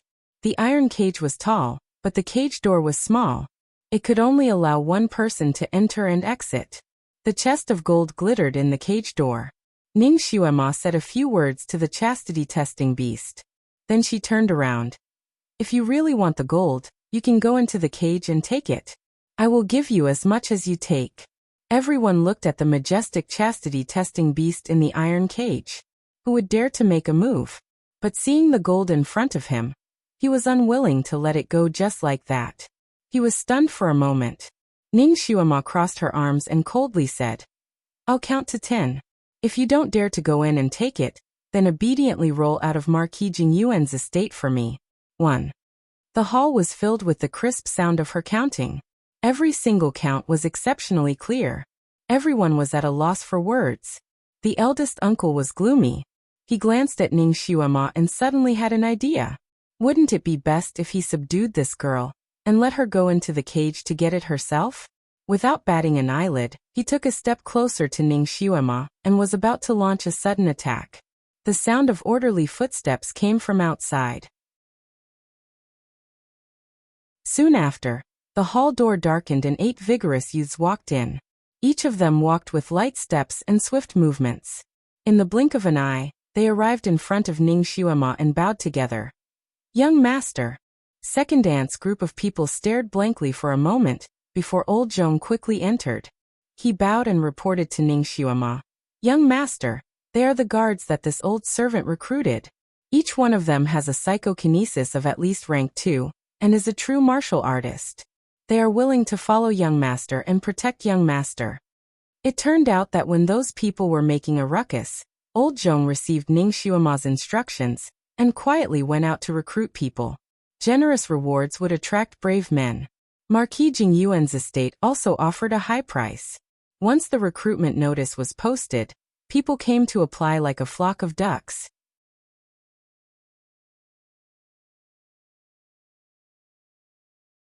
Chapter 23.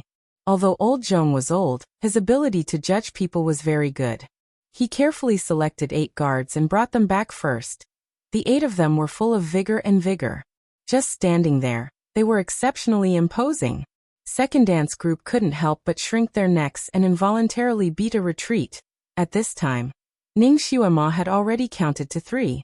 She let old Zhong continue to count, and opened her mouth to tell the 8 guards the conditions. She simply stated 2 points. First, they would all receive 10 taels of silver each month. If they did well, she would give them additional rewards. Second, these people had to fulfill their duties. Without her permission, they were not allowed to let anyone into the Marquis mansion. If anyone trespassed, they would be deducted 2 taels of silver each. She was very clear about rewards and punishments. The 8 people agreed in unison.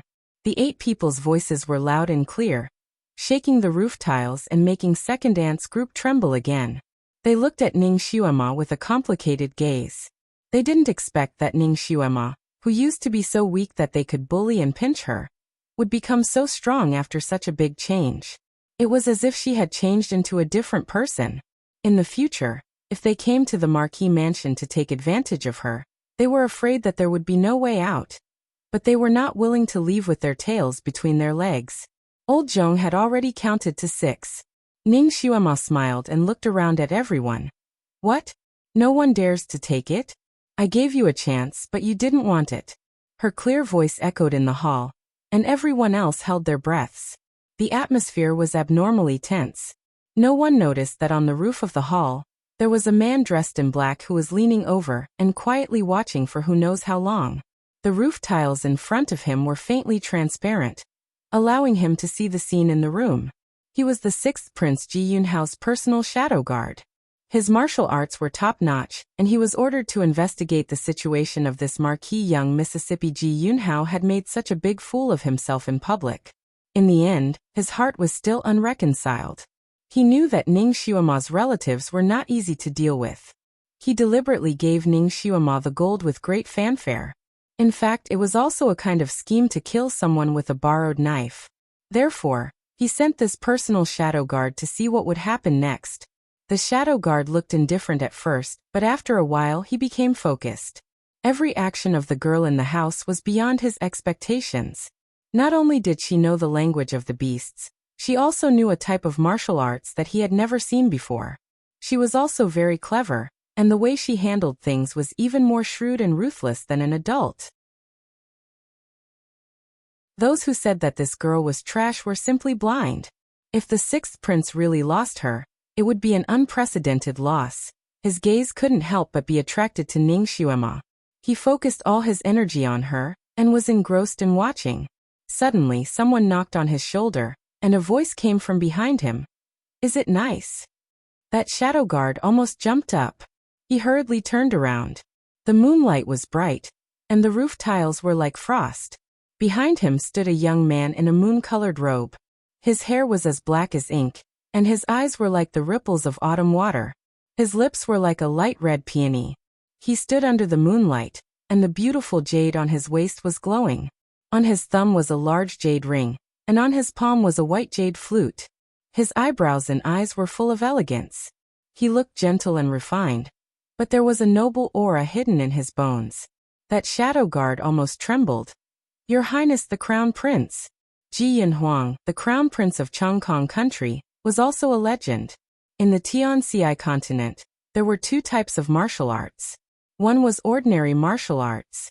People with psychokinesis at the first or second level would cultivate this.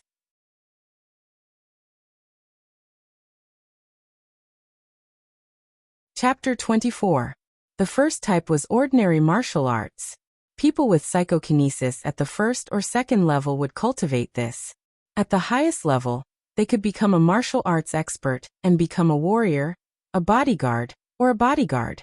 The majority of people in Tianxi continent were like this. The last type was techniques.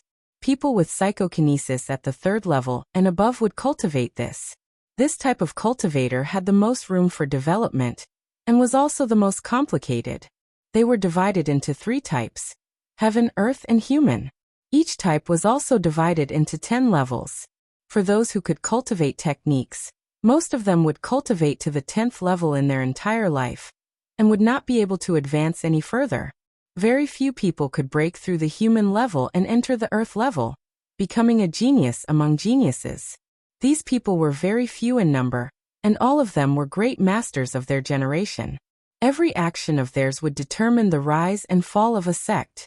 As for the heaven level, it was a legendary level. It was rumored that the ancestor had already cultivated to this level. However, none of the living people in Tianxi continent had ever seen him in action. Or perhaps, those who had seen him in action had already disappeared from this continent. Psychokinesis was divided into 10 levels. The higher the level of techniques one could cultivate, and the more effective they would be. Most of the people in Tianxi continent were at the first or second level. Only a small number of people had reached the third or fourth level. Those who reached the fifth level were extremely rare, and were fought over by various sections. As for this Crown Prince Ji Yinhuang, his psychokinesis was at the sixth level. At a young age, he had already cultivated to the third level of the earth realm, and became the pride of Chongkong Country. Not long after his talent was tested, the old emperor announced to the world that he was the Crown Prince. At a young age, he was taken in by the head disciple of the world's #1 mysterious sect, the Sun Moon sect. He became the ancestor's direct disciple, and was carefully nurtured. Although he was the Crown Prince, he was not in the palace often. Most of his time was spent cultivating in the Sun Moon sect. However, he had eyes and ears everywhere. Everything that happened in Chongkong Country could not escape his eyes and ears. Intelligence, courage, decisiveness, scheming, he was the best in all of them. He had many brothers and many capable people, but none of them dared to covet his position as the Crown Prince. His position as the Crown Prince was even more secure than iron. The Shadow Guard did not expect that this legendary Crown Prince would actually appear here. He subconsciously wanted to bow down to this future monarch. Ji Yinhuang raised his flute, and the Shadow Guard's knees were supported by an invisible stream of air, making him unable to kneel. Since you have already let go, why linger? Tell my sixth brother not to disgrace the imperial family. Ji Yinhuang's voice was indifferent, but there was no room for doubt. Yes. The Shadow Guard hurriedly replied, bowed, and flew away. The two of them were speaking via voice transmission, so outsiders couldn't hear them at all. Therefore, no one in the hall was alarmed. Ji Yinhuang pointed his flute at the roof tile that had returned to its normal color. The roof tile instantly turned into a mirror, and the scene in the hall was reflected in his eyes. That second ant rolled on the ground, covered in blood. She was like a fish that had come ashore, and she was in so much pain that she kept jumping. It turned out that she was not willing to return empty-handed. She also saw the golden chest placed at the entrance of the iron cage. The golden light directly attracted her soul. Taking advantage of the chastity-testing beast turning around, she rushed forward and reached out her hand to grab the gold. She felt that her speed was fast enough, but she didn't expect the chastity-testing beast to be even faster than her. Her vision blurred, and her good arm was already torn off by the chastity-testing beast.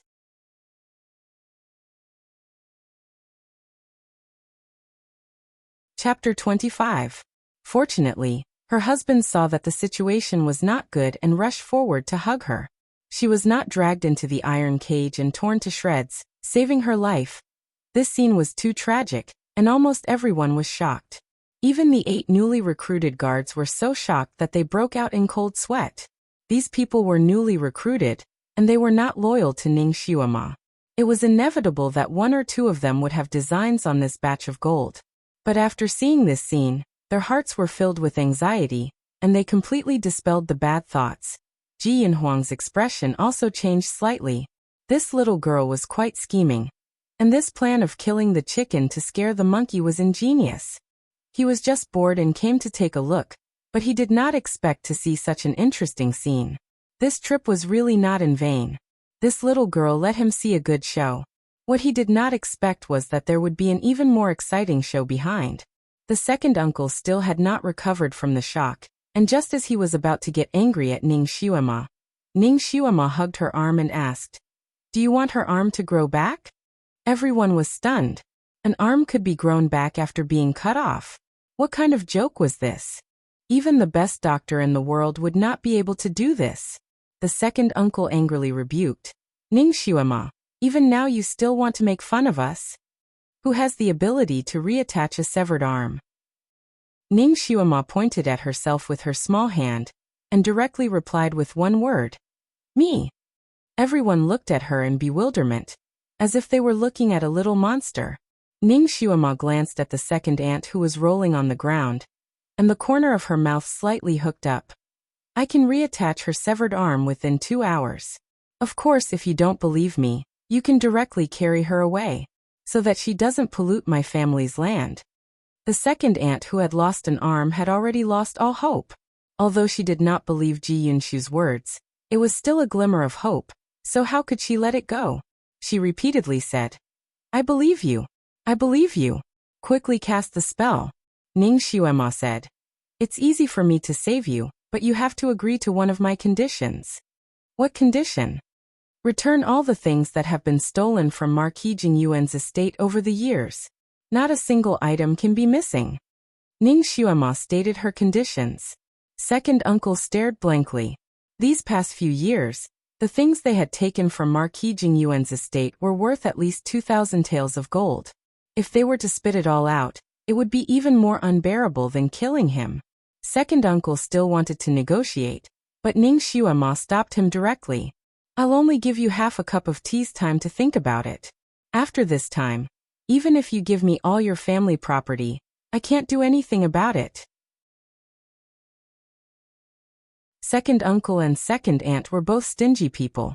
They were the kind of people who would suffer losses if they didn't take advantage of others. After a fierce struggle, second uncle actually chose to give up on the treatment. There's no such thing as a broken arm being reattached in this world. You must be playing tricks again. I don't believe it. Wife, let's go. If I can't fix it for her, not only will I not ask for a refund, I will also give you the 2,000 taels of gold. Ning Xiuema said. This condition was really tempting, but second uncle still did not believe it. "You little girl, you're trying to coax me again. When the time comes and you can't reattach the arm, what will I do if you don't give me the gold? This consort can be a witness."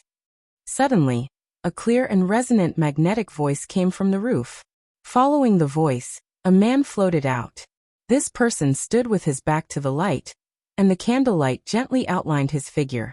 He was tall, straight, and handsome. Everyone's eyes lit up. It was as if a hall full of lights could not compare to his radiance. What was even rarer was his imposing manner. It was as light as the wind, but it also made people's hearts turn cold, not daring to look directly at him.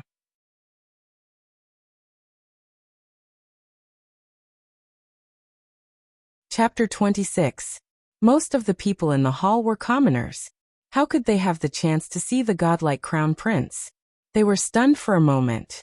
Old Zhong's face was filled with shock and disbelief as he hurriedly bowed down. "Welcome, Your Highness." A sudden clap of thunder. Everyone was dumbfounded.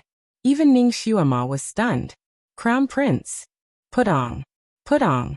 Everyone in the hall knelt down in fear and trepidation. Greetings, Your Highness. Ning Xuema was speechless. She naturally knew who this crown prince was, but she did not understand why this incomparably noble crown prince would come to her roof to eavesdrop.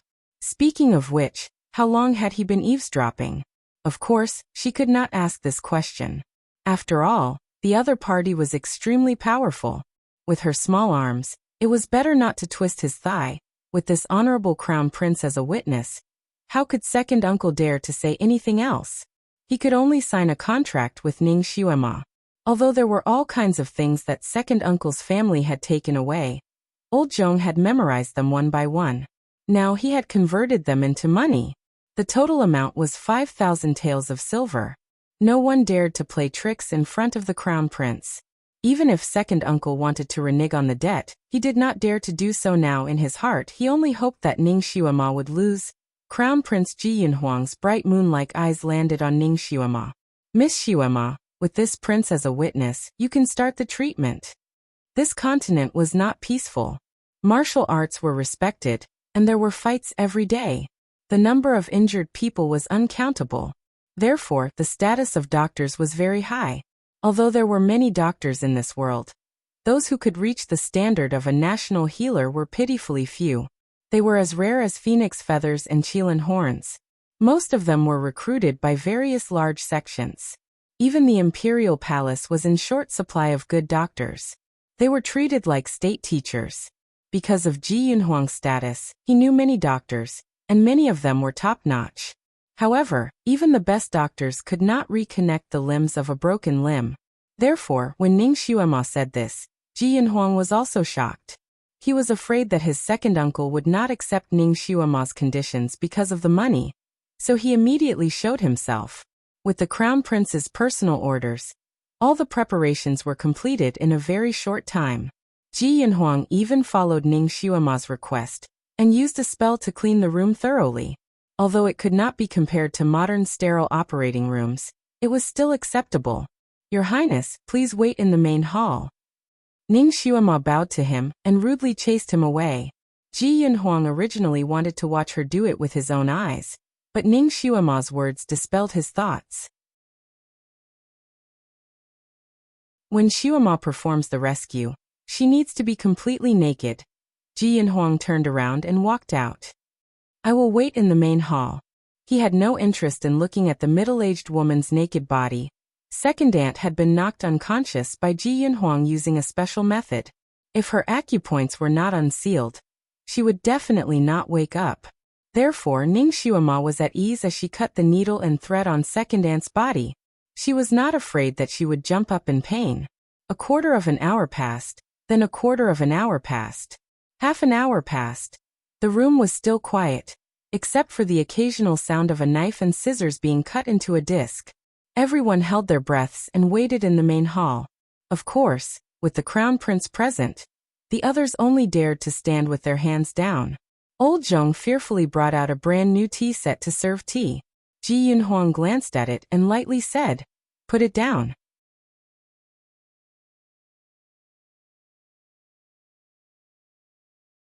Chapter 27. Old Zhong respectfully brought out a brand new tea set to serve tea. Ji Yunhuang glanced at it and said faintly, "Put it down." He was a perfectionist. Everything had to be the best. This tea smelled far worse than the tea he usually drank, and he found it hard to swallow. Old Zhong did not dare to say anything else and served a few more refreshments, but Ji Yunhuang did not touch them. It was already past dinner time, and everyone was hungry. However, since the crown prince did not have any intention of eating, they naturally did not dare to mention it. Soon 2 hours were about to pass. Second uncle secretly heaved a sigh of relief. Just as he was about to say that it was time, the door opened and Ning Xuema walked out. It's done, it's connected. In her previous life, not only did she learn Chinese medicine, she also learned surgery from an international top medical genius. Being a special agent was a dangerous profession. She and her subordinates often got injured, but as long as she was by their side, they would be treated in time.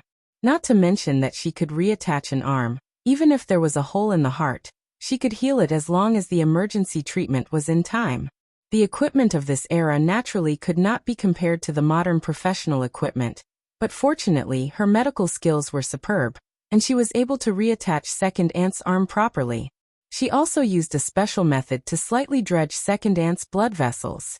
When everyone rushed in to check Second Aunt's injury, her broken fingers were already trembling unconsciously. Miracle.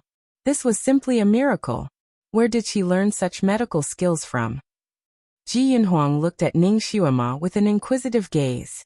Second uncle regretted it, and wanted to think of a way to renege. How can this be considered reattached? At most, you can just sew her arm back. She definitely won't be able to move her arm, and her palm won't be able to grasp anything. Ji Yunhuang's lips curled up slightly. Whether she can grasp something or not, we'll know once we try. He opened his palm and a gold ingot appeared in his palm. He casually stuffed it into Second Aunt's injured hand and slowly said, "If you can grasp it, this gold ingot is yours." Although Second Aunt was unconscious, her greedy nature had already seeped into her bones. The moment her palm touched the gold ingot, she trembled slightly and immediately clenched her 5 fingers tightly, nimbly grasping the gold ingot in her hand. Second uncle was speechless. Ji Yunhuang flicked his finger, and Second Aunt woke up from her coma. Her physical strength was really good. As soon as she woke up, she didn't care that her arm was bandaged like a dumpling. She immediately raised her hand to look at the gold in her palm. Second uncle originally wanted to say that she might not be able to raise her arm, but he didn't expect his wife to do this. This made him choke on his words. In front of this crown prince, second uncle and his wife didn't dare to blatantly renege on the debt. However, when they thought about having to pay a few thousand taels of silver, they felt as if their flesh was being cut off while they were still alive. The second aunt decided to take another gamble. Xiuema said that my arm would be as good as new, but I can barely hold something with my arm now. It hurts so much when I lift my arm a little. She can't completely cure my arm. Ning Xiuema shot her a glance.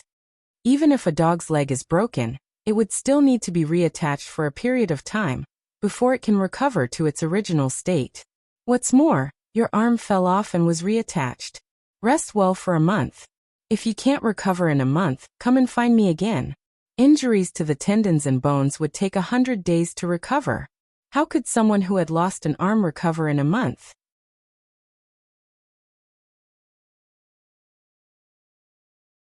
Chapter 28. Not to mention second uncle and his wife, even Ji Yunhuang did not believe it. However, he had his own methods. With a snap of his fingers, an imperial bodyguard descended from the sky and knelt in front of him. Ji Yunhuang ordered, "Bring this woman to the Supreme Court. Have the bailiffs find a quiet room for her to recuperate for a month. After a month, bring her to see this prince." Second aunt was so frightened that her face changed. How could she enter the yamen as she pleased? If she went in, even if she did not die, she would lose a layer of skin. She loudly begged for mercy, saying that she did not want to go there, and that she could go home to recuperate. Ji Yunhuang naturally did not agree. He was not interested in this woman's life or death. What he was most interested in was whether Ning Xiuema's medical skills were as good as what she said. Thus, he waved his hand and second aunt was carried away without any explanation. The bailiffs in the Supreme Court were comparable to coroners. They were all astute and valiant. If second aunt wanted to cause trouble or harm herself, there was no way. He was very relieved. Since the crown prince had arranged it this way, those people naturally did not dare to say anything else. One by one, they left dejectedly. With the crown prince as her guarantor, Ning Xiuema was not afraid that second uncle would cause trouble. She stretched out her small hand and yawned. This day had been really thrilling. It had been a day of ups and downs. Her small body could not take it anymore and was tired. Her actions were obviously to chase him away, but the crown prince pretended that he did not see it. He calmly chatted with Ning Xiuema and asked her about her medical skills. Ning Xiuema naturally would not foolishly say that she had transmigrated. Thus, she gave a very mysterious answer that no one could find any fault with. Heaven's gift. I accidentally learned it from a deity in a dream. Ji Yunhuang was speechless. Naturally, he didn't believe her nonsense, so he chatted with her for a while. Unfortunately, this little girl looked innocent and unaffected. Her eyes were as clear as crystal, but her words were watertight. No matter how he tried to pry, he couldn't find a single flaw in her story. Seeing that it was late at night, Ning Xiaoma could not help but ask, "Your Highness, it's already late. When will you return to the residence?" Ji Yunhuang suddenly raised his hand to ruffle her hair. "All right, I won't disturb you. This prince will go back now. I'll come back to see you in a few days." Then he left. Ning Xiaoma sat on the chair in a daze for a moment. She actually couldn't avoid the crown prince's palm. His movements didn't seem to be fast, but they were as smooth as flowing water. Before his palm reached her head, an inexplicable pressure had already reached her, causing her to be unable to move. Only then did he pat her head as if she was a little kid. This crown prince was indeed a genius among geniuses. Her martial arts were not on the same level as his. If he wanted to kill her, it would be as easy as blowing off dust. It seemed that she had to cultivate in seclusion. At the very least, she had to strengthen this little body of hers and restore the power she had in her previous life. She was sitting there with her head bowed as she planned for the future. The chastity-testing beast in the iron cage finally couldn't stand it anymore. It slammed the iron cage with a loud crash. "Woman, when are you going to prepare my food? Didn't you promise to prepare a table of good dishes and a jar of good wine for me? I'm hungry. I want to eat 10 roasted suckling pigs, 5 roasted whole lambs, and also 10 pounds of medium well steak." In one breath, it listed out many of its favorite dishes from its previous life. At the end, it didn't forget to add, "Don't give this lousy cow's head to eat. This lousy has eaten it for over 100 years. I've already eaten it until I vomited."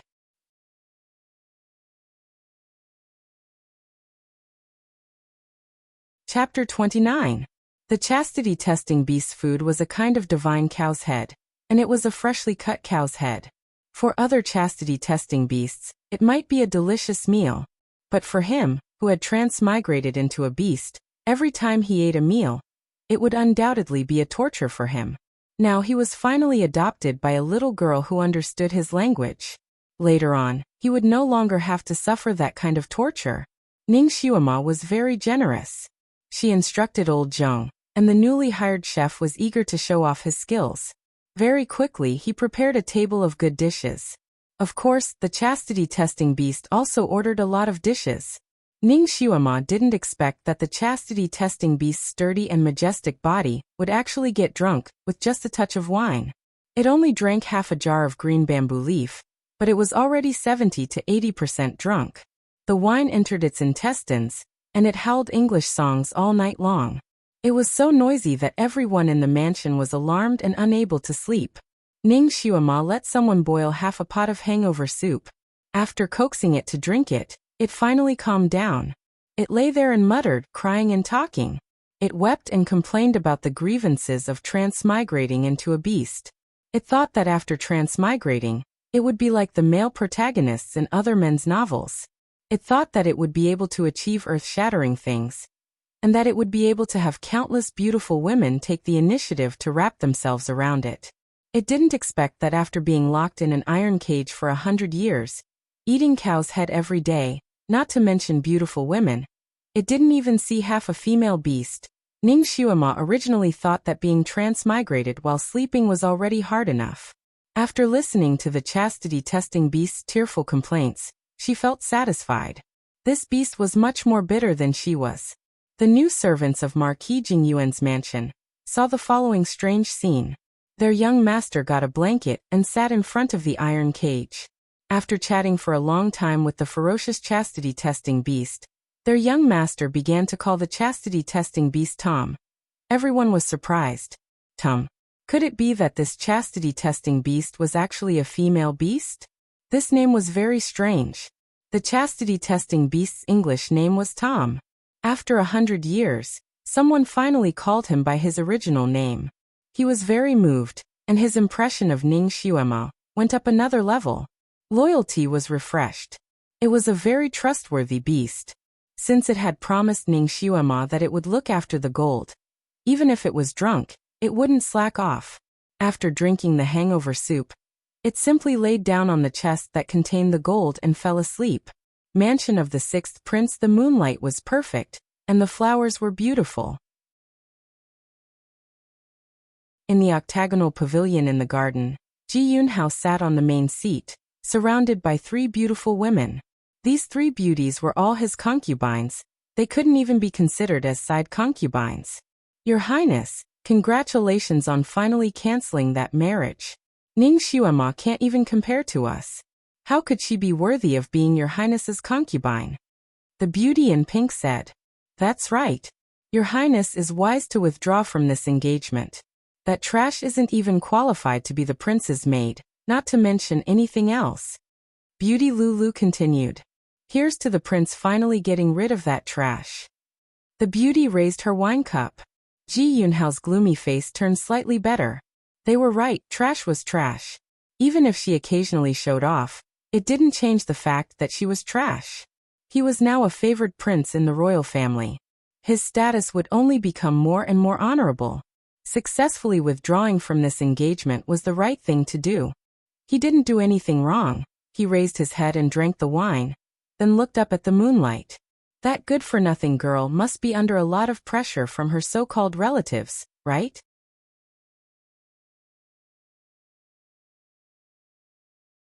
Chapter 30. Perhaps the 2,000 taels of gold had already been stolen by someone else, and she had even been beaten up. The scene of Ning Xiuema being beaten to the ground seemed to flash before his eyes. His heart felt a little better.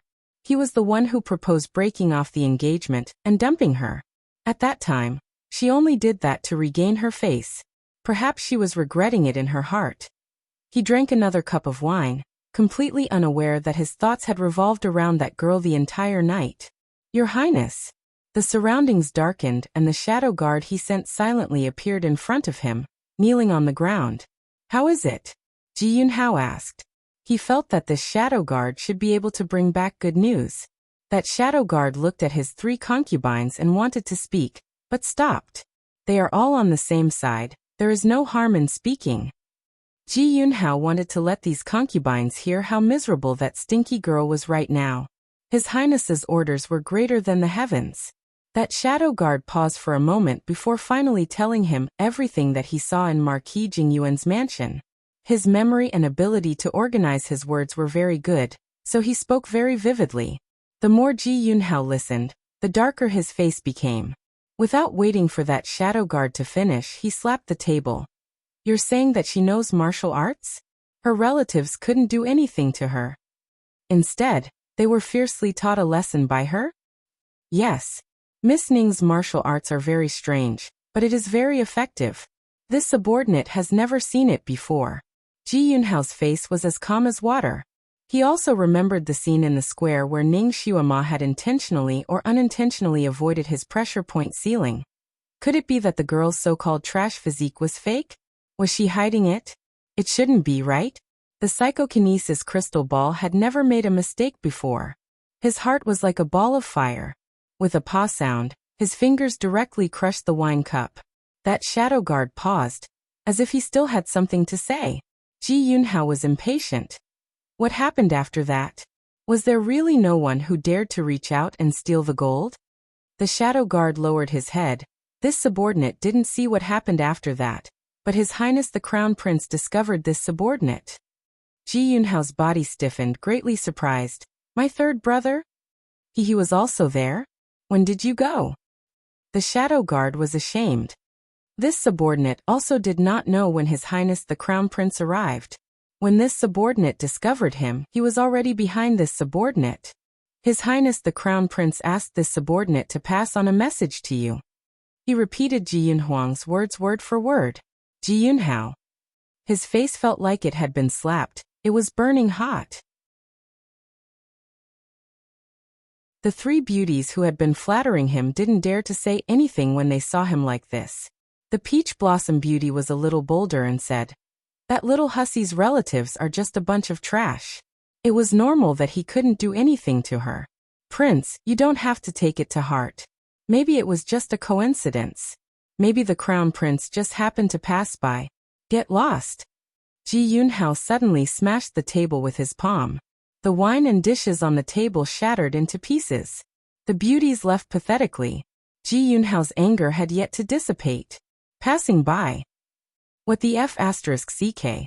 His Highness the Crown Prince could pass by someone's residence? She did not expect that the Crown Prince, who had always pursued perfection and had never placed anyone in his eyes, would actually be interested in that woman. He thought that what he had thrown away was just a rag. Who would have thought?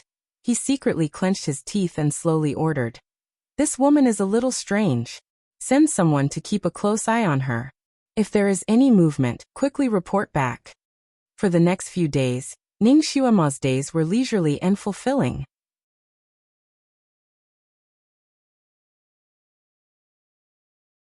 Chapter 31. Marquis Jingyuan's household had many things to do. Fortunately, she now had money and a rather capable old Zhong.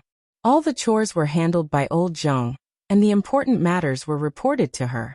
All the pavilions in Marquis Jingyuan's household had been repainted, and the servants who had been recruited had their own duties under old Zhong's guidance. It was chaotic but orderly.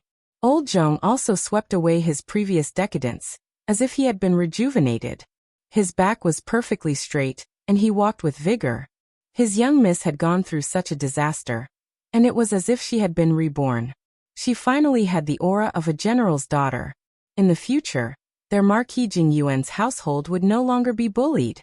More importantly, he didn't know where young miss had learned her medical skills, which could be called miraculous. Old Zhong's back was originally a little hunched, but Ning Xuema had only inserted a few needles into his body, and unexpectedly, his perennial hunchback was cured. Old Zhong felt as if he was 10 years younger. His voice was a lot louder, and he was even more grateful to his young miss. He spared no effort to take care of everything in the Marquis Jingyuan's household. In just 10 days, the Marquis Jingyuan's household was already on the right track. Ning Xuema actually wasn't idle these few days.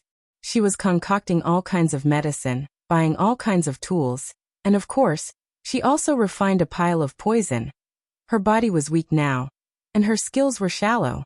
Although the Marquis Jingyuan's household seemed to be on the right track, in fact, she didn't know how many undercurrents were surging around. There were many people who wanted to kill her, and then trample her back into the mud. She had to add more insurance for herself. In the situation where her skills were weak, poison was indispensable to her. Of course, in her free time, she also cultivated her own skills.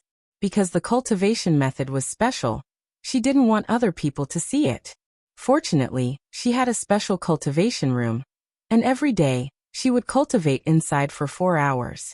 There were many people in the Marquis Jingyuan's household, and there were also people eyeing covetously from outside.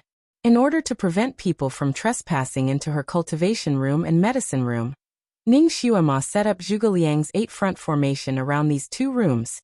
This continent probably had something to do with cultivating techniques, so they didn't pay attention to formations. Even if 2 armies were to face off, they would only use the most common formation, and didn't know anything about those mysterious formations.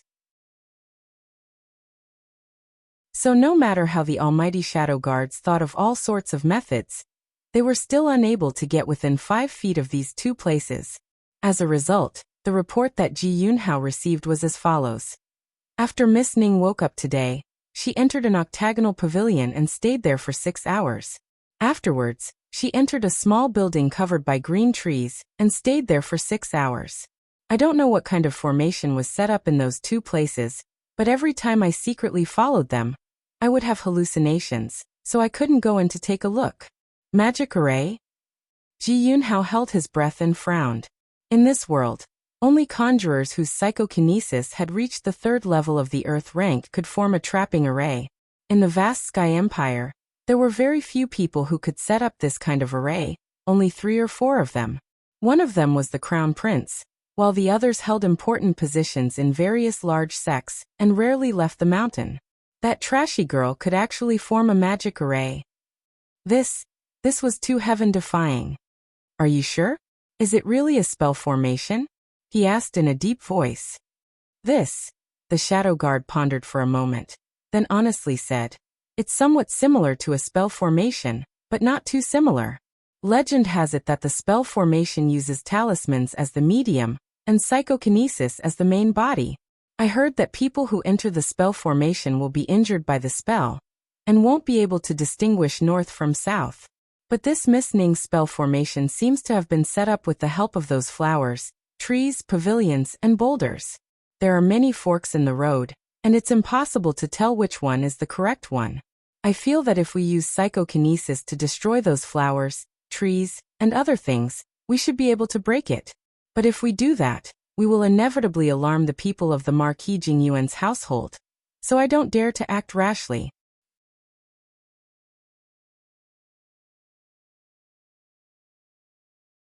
Chapter 32. Ji Yunhao's face was as calm as water as he asked the shadow guard a few more questions. For example, everything that the Marquis Jingyuan's estate had recently purchased, and the movements of the other people in the estate. This time, the shadow guard's answers were very specific, and he directly handed Ji Yunhao the list that he had secretly recorded. When Ji Yunhao finished looking at the list, his face almost turned green. The other things like tables and chairs were easy to deal with.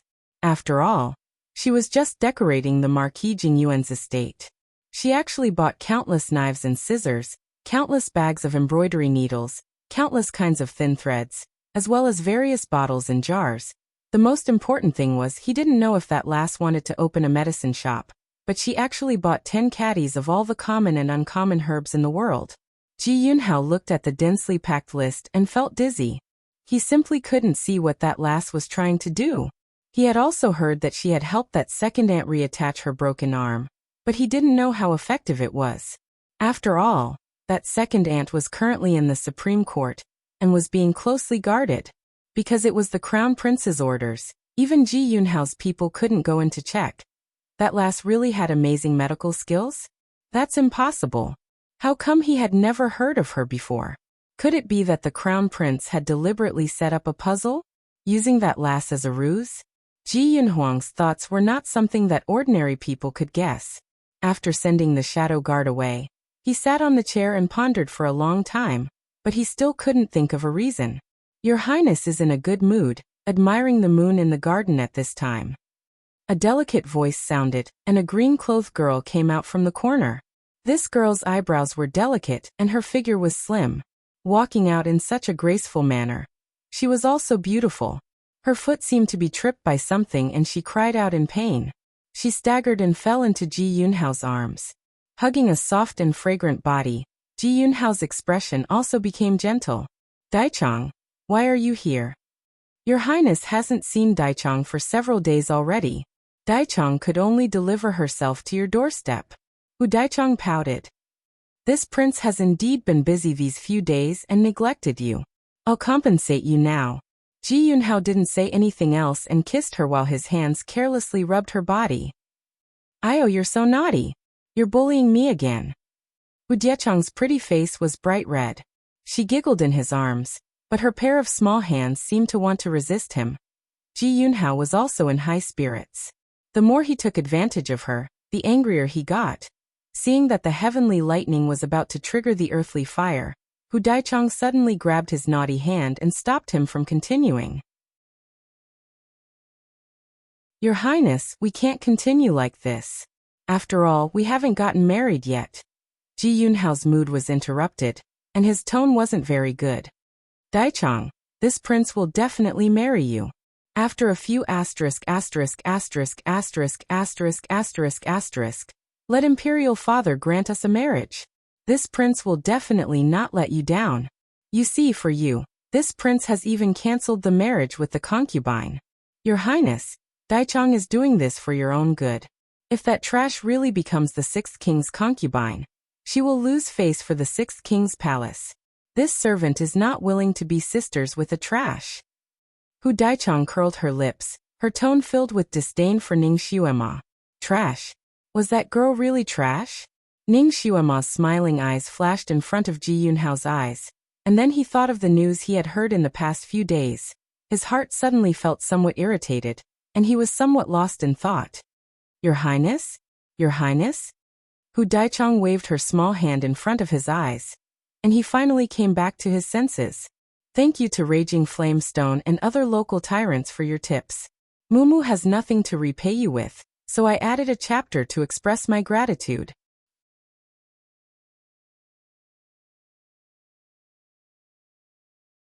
Chapter 33.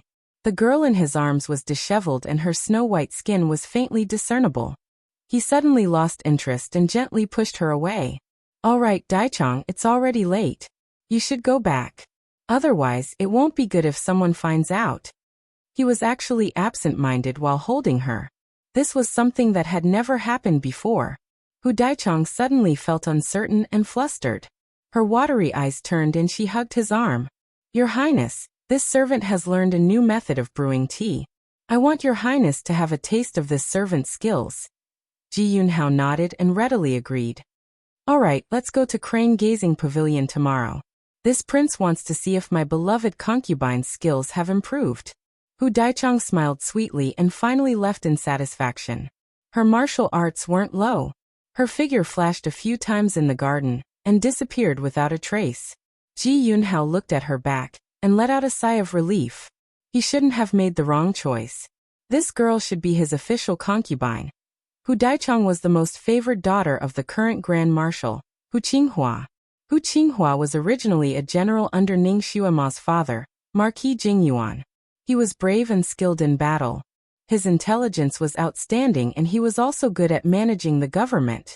After Marquis Jingyuan died, he took over Marquis Jingyuan's official title and became the new Grand Marshal. With military power in hand, he held great power. He was a person with real power in the imperial court. He was also someone that the princes wanted to win over. Being able to capture the heart of his daughter, Hu Daichang, was also a fluke. Hu Daichang originally liked his third brother, the Crown Prince. However, the Crown Prince didn't put Hu Daichang in his eyes. He embarrassed her several times and finally made her give up. Ji Yunhao took advantage of this and captured the heart of the beauty. Hu Daichang had a good family background, good looks and talent. She was also so gentle and lovely. She was a good match for him. Therefore he doted on her and loved her. He risked being scolded by his imperial father to think of a way to cancel Ning Xuema's engagement. This girl was the one he wanted. That Ning Xuema wasn't even worthy of carrying her shoes. It wasn't wrong for him to cancel the engagement. The Crane Gazing Pavilion was the largest and most tasteful tea house in the capital of vast Sky Country. The hardware and software here were all top-notch. Of course, it was also the most expensive. Even a cup of ordinary tea here would cost 10 taels of silver, which was equivalent to the monthly salary of an intermediate martial master. The people who came here to drink tea were either rich or respectable, and they were the kind of people who would throw away their money like this. Ning Xuema sat in a tea house on the second floor. She looked at the small red clay pot in front of her with a pained expression. She sniffed the aroma of the tea and sighed softly. Ordering tea here was different from ordering tea in modern times. In modern times, they ordered tea by the type of tea, but here, they ordered the type of pot. She casually selected the small red clay pot and walked upstairs. Ning Xuema finally understood why the surrounding customers looked at her so strangely when she ordered this pot of tea when the tea brewer carried the tea set up on a golden plate, inlaid with jewels, as if it were a peerless treasure. What the F***ck, this is actually the most valuable one. Here, a teapot made from red clay was more valuable than any other tea set. A pot of tea made from this kind of teapot actually cost 1,000 taels of silver. Although Ning Xuema had just made a fortune, her recent expenses were not small. In just half a month's time, she had already spent 3/4 of her 2,000 taels of gold. Now, she only had 500 taels left. Here, 500 taels of gold was equivalent to 2,500 taels of silver. She deeply felt that she could no longer sit around and eat until she ran out of money. Therefore, she came out today to look for business opportunities to make money. You're tuning in to the Earbook Haven YouTube channel. Don't forget to subscribe and join us on this journey to catch the most captivating stories.